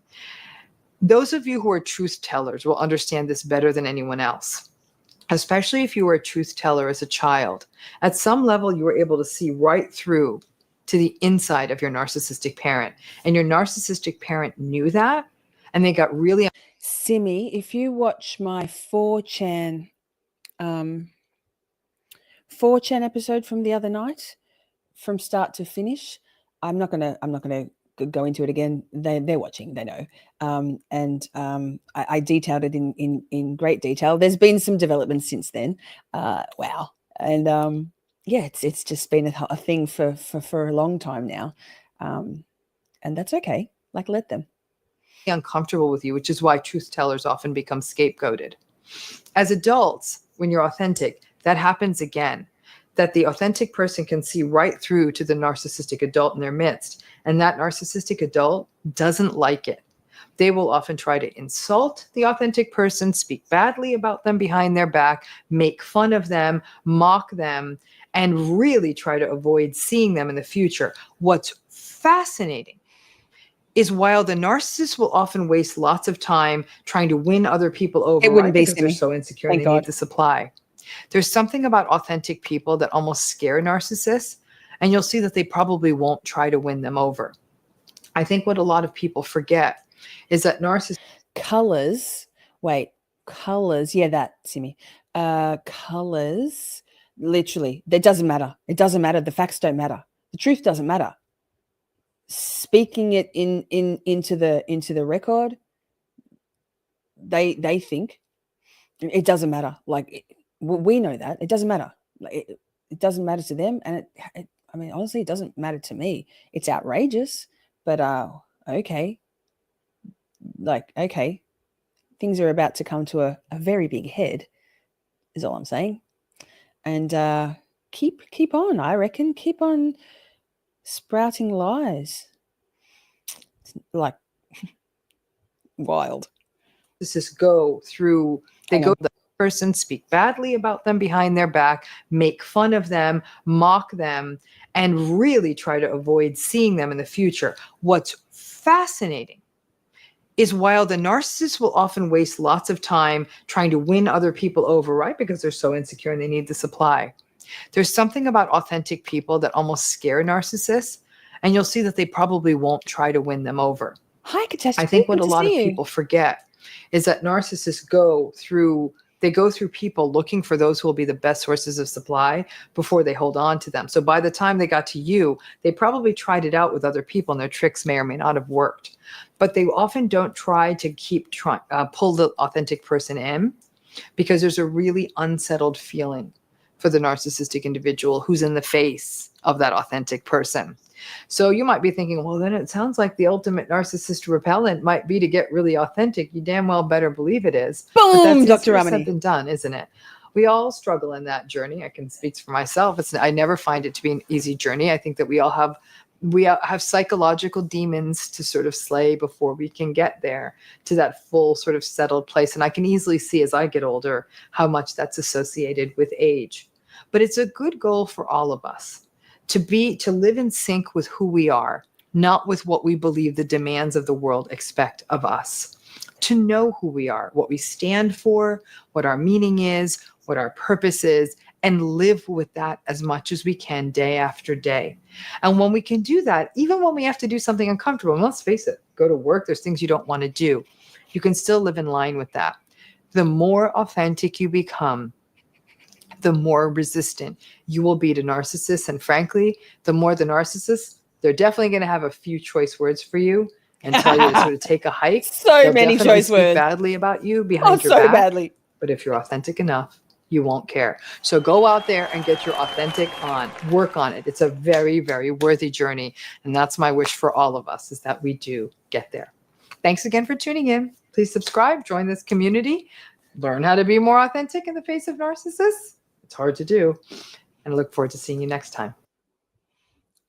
Fuck, I love her. Fuck, I love her. Amen, doctor. Boom. Yes, taking away their supply, their narcissistic supply, by not engaging, not stooping to their level, not it's absolutely the best way to it will send them into a frenzy. Let them. It's my mantra. I'm getting it as a tattoo. I'm 100%. I might get it on my forehead. Just let them. I'm sure they're going to go, oh my God, she's going to get a tattoo on her forehead. Oh, you funny people. Imagine living with that much hate, internal hate, hatred of oneself, self-loathing, and spewing forth that hate wherever you go. Yikes. It's going to be a no from me. Yeah. Red metal, we can always hope. I don't have any faith on my situation. Oh, Crystal. Even though the family has stopped believing the BS and they know it, which also drives them crazy. Yeah. But it's hard to, like, you know, the manipulation and the hypnosis effect, the hypnotic effect, the casting, the spell casting of a narcissist is very powerful, particularly if someone's a YouTuber and they are cultivating that mindset and bringing people into the fold, encourage them, making them feel like they belong to something, believing in them so that creator is then believed. Very powerful tool. Actually, we've got time, so I might play another song. This is easy to do when you're surrounded by, if you're surrounded by people who genuinely love and support you. Amen. You leave the bad behind, and you know you have your people to prop you up. Sorry, running again. Oh my God, I'm so jealous. Look at you go. I haven't even left the confines of my building structure, let alone gone anywhere, let alone run. Pokemomo, Shelley says, hate.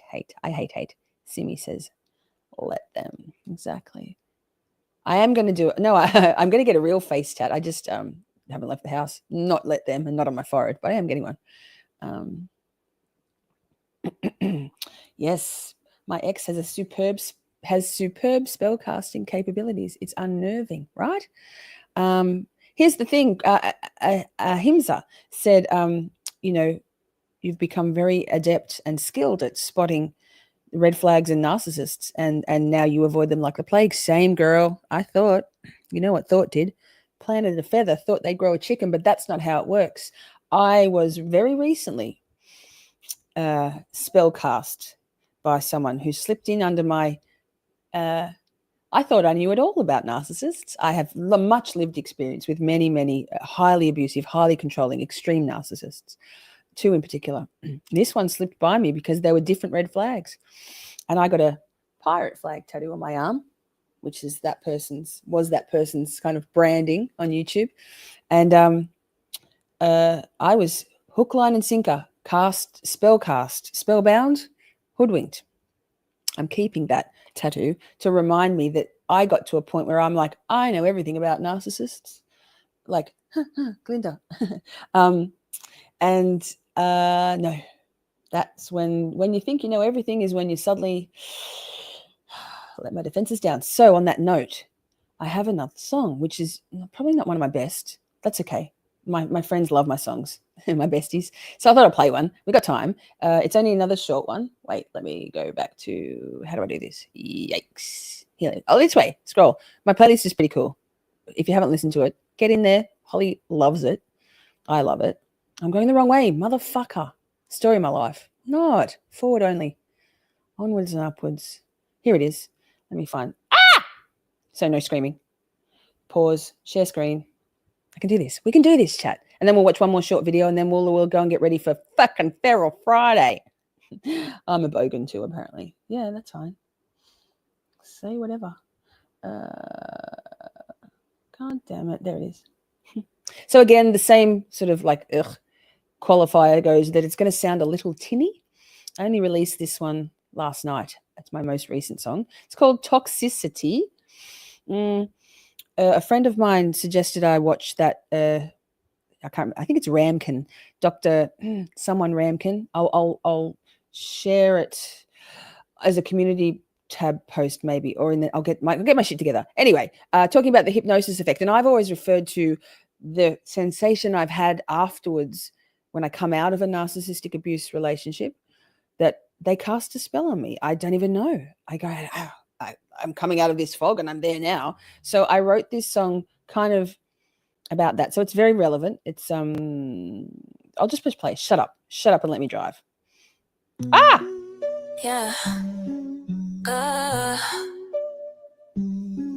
Hypnotized, you cast a spell. Eyes wide open, got me good. Fool me hard, I couldn't tell. Know it all, misunderstood. You're all the same, so predictable. Moths to a flame, reprehensible. You walk among us all the time, moving the pieces, puppeteer. Entitled, toxic, trauma bonds like creeping death, preying on fear. Hypnotized, you cast a spell. Eyes open, got me good. Fooled me hard, I couldn't tell. Knew it all, misunderstood. An opening, we're vulnerable, sliding past all defenses. Relying on our hopeful faith and barging through the fences. No rules for the it's me. Spit in the face of fairness. Leave your boots on, trampling God's gift of greatness. Hypnotized, you cast a spell. Eyes open, got me good. Fooled me hard, I couldn't tell. Knew it all, misunderstood. Dark spreading stain, betrayal like heavy rain. Monsoon of realization. Back to square one, what intonation?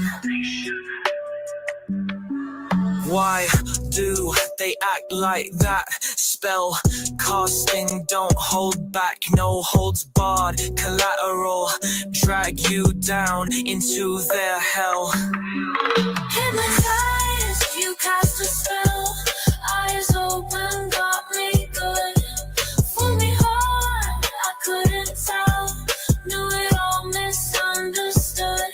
Insecurity, it's toxicity, and still we fall for it.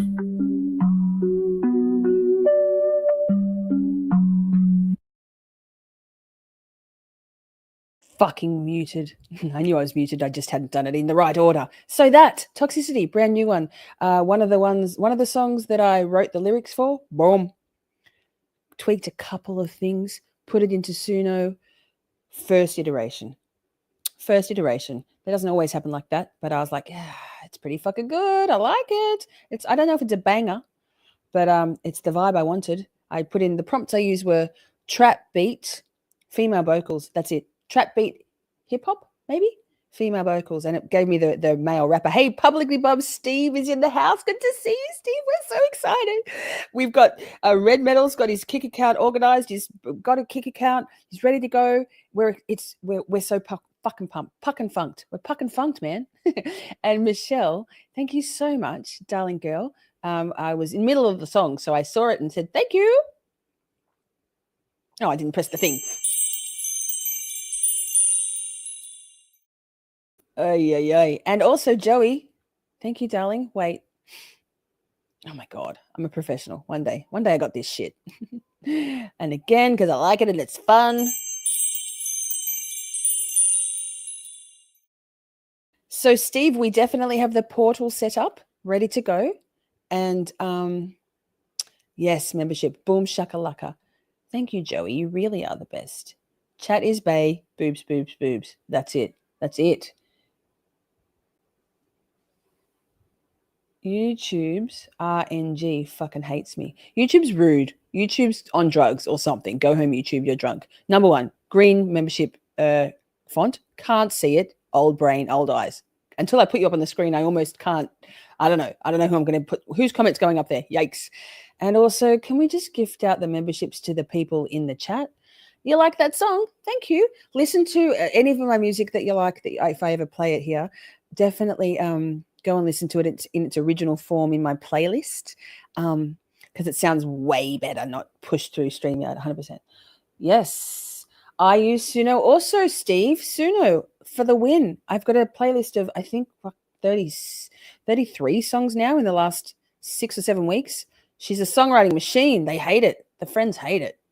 Hell yes. Movie night. Yes. Steve, I've got 2 movies just chosen in my brain. Unfortunately, one of them was a good one, and then I forgot it. So I think I'm bringing a good suggestion and then a shit suggestion, because my I should have written it down. I should know better. Steve, they say cunt in Australia like we say fuck. Yes, we do. My intro song has the word cunt in it. It is. Taryn's drinking tonight. How's your ice storm? Do you still have no power, Taryn? Yikes. Shit. Hey, Steve, this is not intentional. I didn't mean to copy you on this, but let me play this for you. Sorry, not sorry. Like, sorry. I like Stan publicly buzzed. And so this. Shit. But also, have you heard this one? I'll take any motherfucker's money if he giving it away. Same guy, Clay, whoever. You will do that. Good. Love. Taryn Dusty, not me. Can we get the yoga lady once? I once so I can lose some tension. Yes, of course. You want the chill the fuck out? Of course you can. Of course. Asking you shall receive, darling. This one.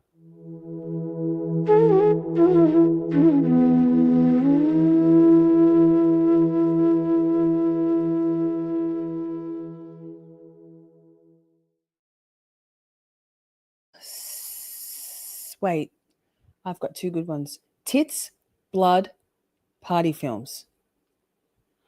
Yours are going to win for sure. I don't have anything good. I've got one that's got blood.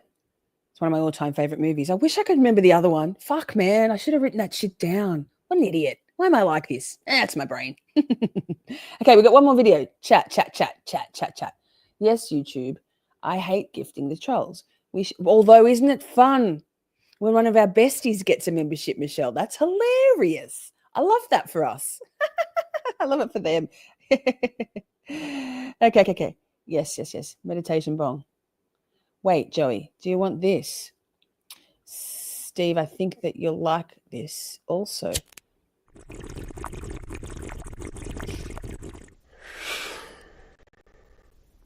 Except dude needs to take some of that water out of his bong, and fuck, man, all I can think of is that water's going up into his mouth. Blech. And this.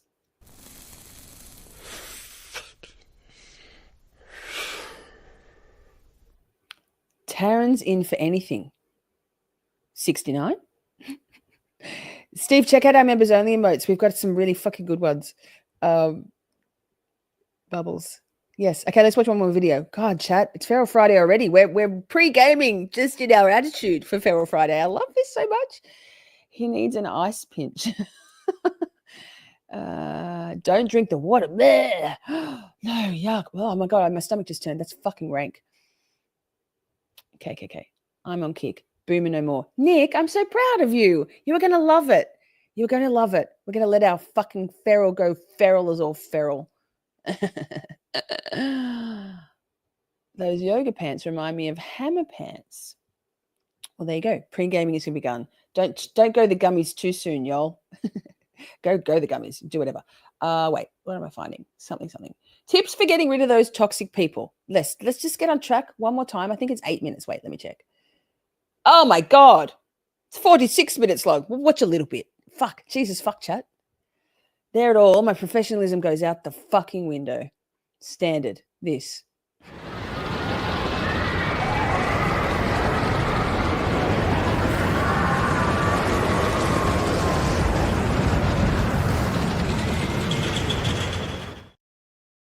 Yuck. How high were you, Red Metal, to be talked into drinking that? That's wrong. Oh no. I'm out of gummies and don't have any trips planned soon. Wow. I don't think we've got gummies here. Australia's got weird shit. Hey, Danny Thomas, good to see you. Professionalism is so overrated. Like I try. It's endearing, iconic shorty, right? And so far, like the one time I've been muted, I knew I was muted, so I didn't start like talking and doing this. It's a whole thing. Okay, let's watch a little bit of this. Well, she started. Oh, have I shared the screen? No, I haven't. Of course I haven't. Jesus, fuck chat. Let me clear my throat. Oh, wait. Let me do this first because it's fun too. I've hardly done any. Oh my God. Stop. I haven't done. Taryn, are you proud of me? I've been so restrained on the sound bites tonight. Shawty, swing my way. Swing it over here, shout.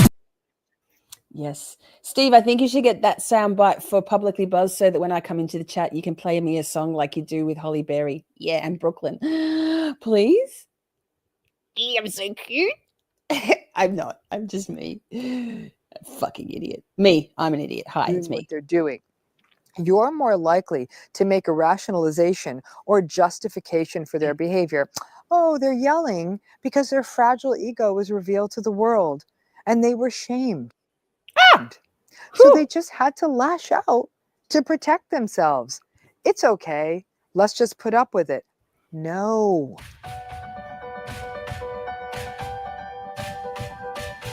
Son of a bitch. So red flags, right? This is the conversation. What are the 5 red flags? Tell me the red flags. Maybe that's the tricky bit is we keep looking for red flags. Yes. And maybe Dr. that's Ramani. not the way to do it. Maybe it's time to stop looking for red flags. So what are you supposed to do instead? So instead of looking for red flags, what can you do? How about you pay attention to how you feel?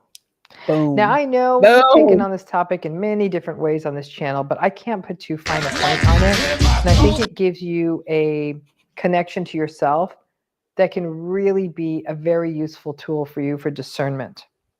Listen, I see the TikToks and the Instagram posts and the other videos and the news articles. 5 top red flags, 10 flags you need to know, 6 flags to identify you're in a relationship with a narcissist, this list, that list. Listen, for most of us, if someone did these red flag things within the first few weeks of a relationship, many of us would run away. But red flags don't tend to work that way. They tend to be subtle. They tend to be a very light pink that slowly turns to red. They take a minute to unfold. They may be nonverbal, and they tend to be peppered in to what feels like a relationship that's nice in some ways. Red flags are specifically tend to refer to the beginning of a relationship or a turn in the road of a relationship. Exactly at a time when it's about love bombing and idealization and seduction and excitement and feeling good. So the red flags tend to get peppered in there with the good stuff. And they aren't the only. Oh my God, I almost slid it past back to the start. Easily fixed. Famously, infamously, with the pedo pirate, I said to him in the very early stages of our courtship, whatever it was, in the catfishing, I'm like, oh my God, it's so refreshing. You have got 0 red flags. Oh, girl, now you're stuck with a pirate flag tattoo. What the actual fuck? Anyway, carry on. Lesson learned the hard way. Prevailing state, which is why love bombing is so confusing, because there's maybe a few pinkish or reddish red flags popping up, and the good stuff pushes us to justify or rationalize, because especially in those early days, at a minimum, lots of people want the relationship to keep going. So what else can we do about staying on top of some of these earlier signs that a relationship may not be healthy? Why don't we try a little bit of somatic awareness? I don't even call this intuition, though you may experience it that way. But it's something that you might feel in your body, the proverbial hairs that stand up on the back of your neck. But it may not just be that. It may be a discomfort in your stomach, a tightness in your chest, a constriction of your throat, a discomfort that you just can't name and that you try to shake off. Just about any survivor of narcissistic abuse will think back to that time. Just do that for a minute right now. Think of one of the more impactful adult narcissistic relationships in your life. I mean, even a childhood one, if that's what works, but this tends to make a little bit more sense in adult relationships. Joey. Close your eyes. Think about as you started to feel MD? more aware in this relationship that something wasn't right. How did you feel it physically? How did you talk to yourself about that feeling? Most of us don't give enough credence to these feelings. Tracy, I know you've expressed that to me before, and don't feel like you have to stay if you want to step away. We'll watch about another maybe 10 minutes, and then we'll head on over to Friday. I'm so excited. We're going to get fucking feral. But I understand that you reach a threshold, and it's a lot to process. So, and I love that you set those boundaries and you've articulated that, and I love that. Please, you don't have to stay right now. I totally get it. And that goes for anybody. If this is getting a little bit too real and you want to like go, I'm gonna dip, see you at Feral Friday. Totally get it. May want to write them off to butterflies in our stomachs or fear or anxiety rather than my body is telling me something isn't right here. I need to slow down. And of course, there might be all kinds of structural factors that are operating. You may feel pressured to make a relationship work, or you may like some things about this person, or you may feel an obligation to stick it out. So you may just push away these feelings or even pathologize them. Oh, I'm so paranoid. I need to stop this. But your body picks up that sense that someone's not really safe. Listen, those feelings, those bodily feelings, even came up for you in childhood if you had narcissistic parents, but it was a much higher stakes game then. That was a time when you didn't have the luxury of knowing what this bodily feeling meant. To view a parent as bringing up red flags, a kid doesn't know what red flags are. That's a whole tricky thing, right? For a child to feel there's something wrong with the parent feels disloyal. They may have a primal fear of losing the parent. So actually, proper trigger warning, because this might be a little too confronting for some people. Sorry, I didn't catch it early enough. But just I'll give you a visual reminder.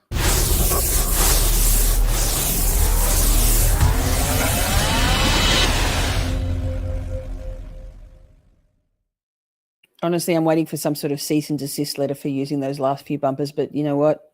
Let's fucking go. Pedo pirate, you scumbag. They may fear punishment, but those detectors we carry in our body, they're even there for kids. I remember thinking, I'll tell you about a story about my childhood. I remember there's an adult in my neighborhood who made me very uncomfortable as a child. I physically felt that whenever I saw this person. And even when I'd walk home, I'd cross to the other side of the street when I went by that house. I didn't have a word for it. I just didn't feel safe.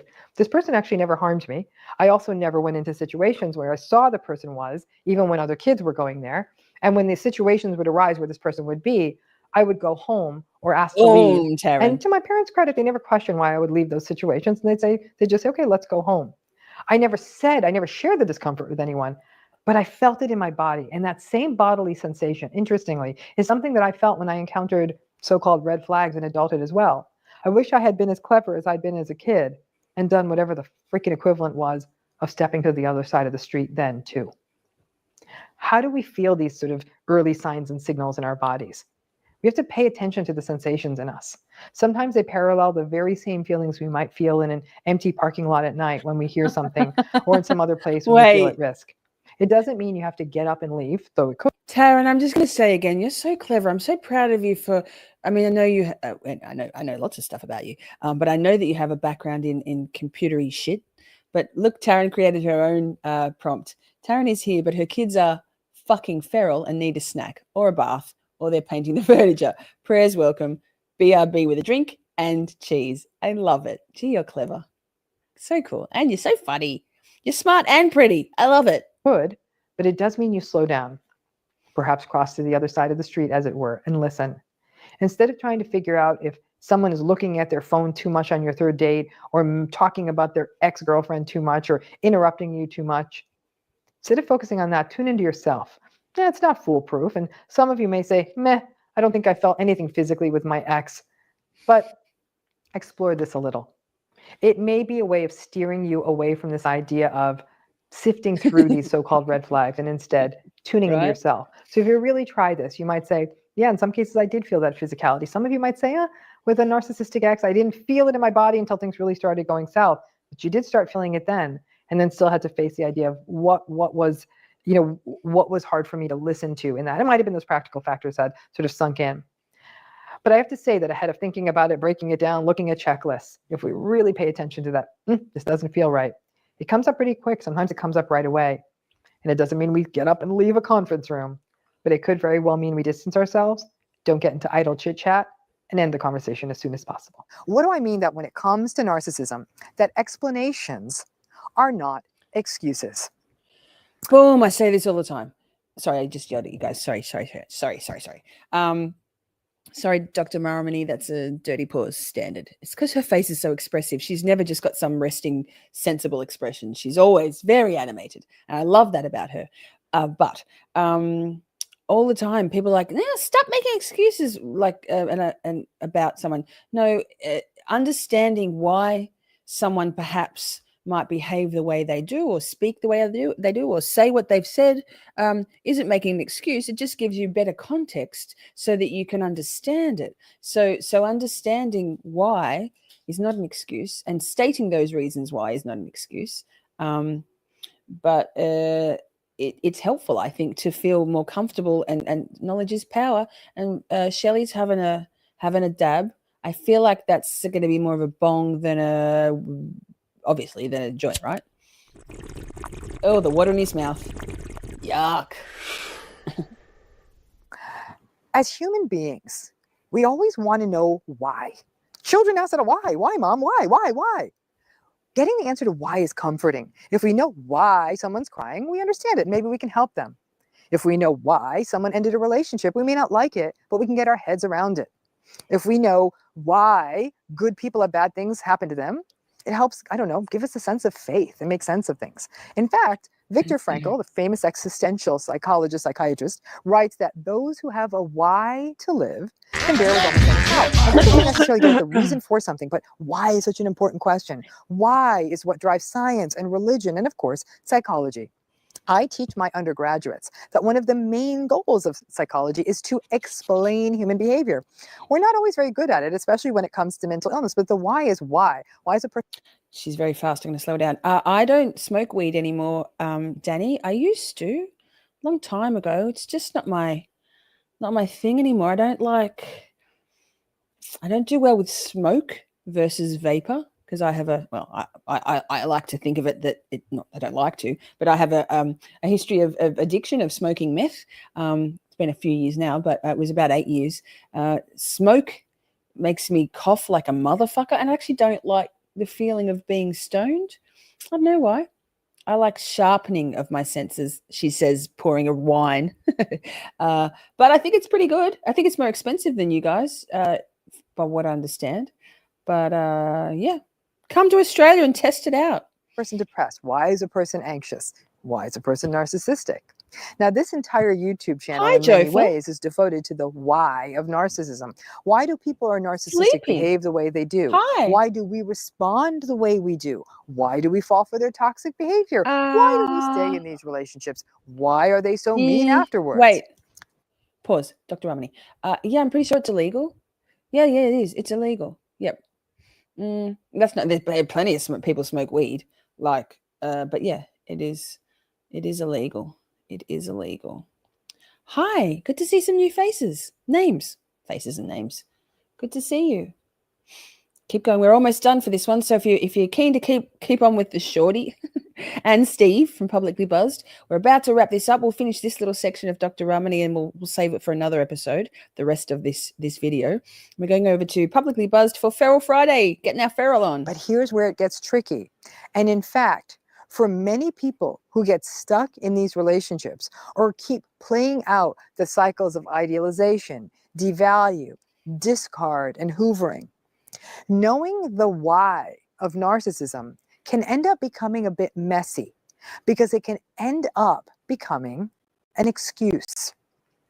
This has actually come up for me recently. I've been spending weeks writing a lecture on domestic violence and narcissism for a conference. There was some concern, and this has been a long-standing concern in the domestic violence world, is that if we frame relationship violence or gender-based violence from a narcissism lens, then there's a risk that we may in some ways almost excuse it or not view it as awful as it is. You might have seen me, I just scrolled through. There's still another 10 minutes of this section. And I'd rather not listen to almost all of it and have to stop than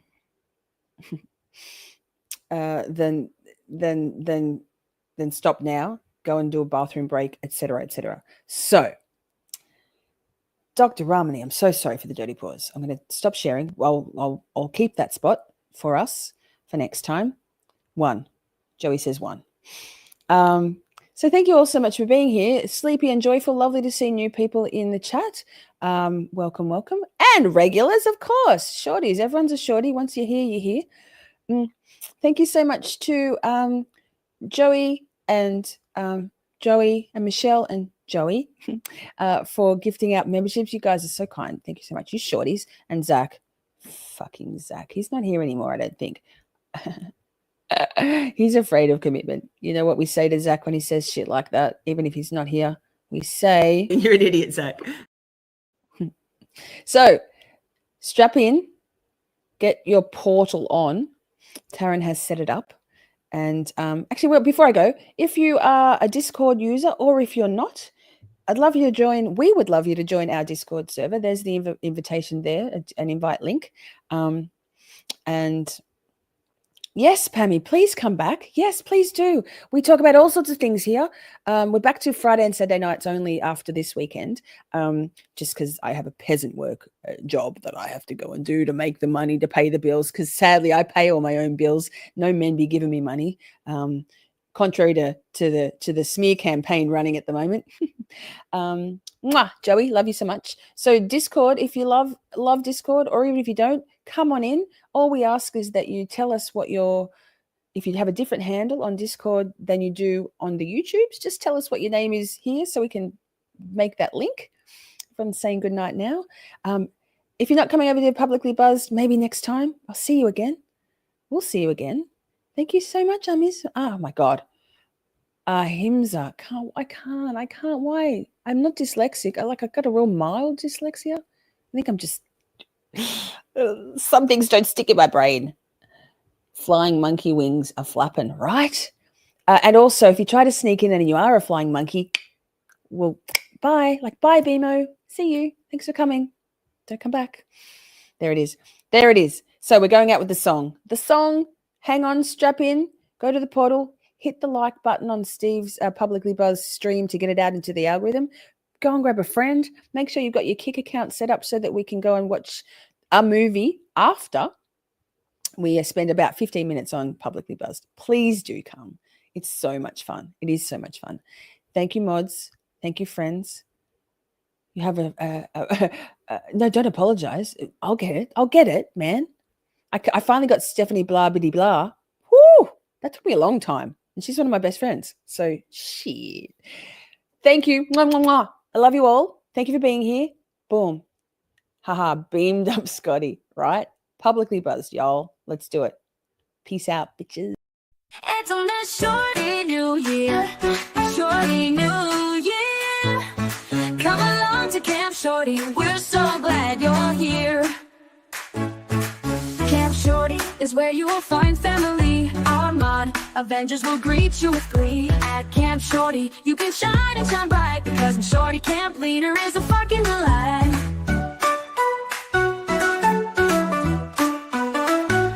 It's on this Shorty new year, Shorty new year.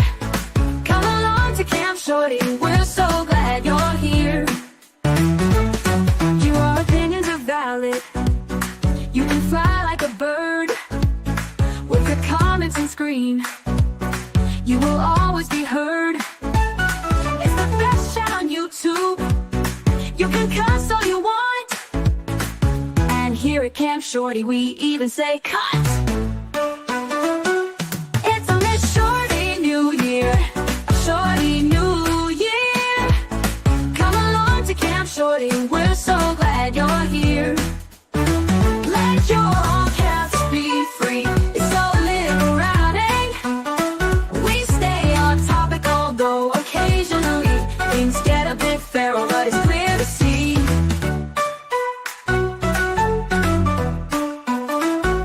It's a lit Shorty new year, a Shorty new year. Come along to Camp Shorty, we're so glad you're here. Camp Shorty is where you will find family. Our mod Avengers will greet you with glee. At Camp Shorty, you can shine and shine bright, because the Shorty Camp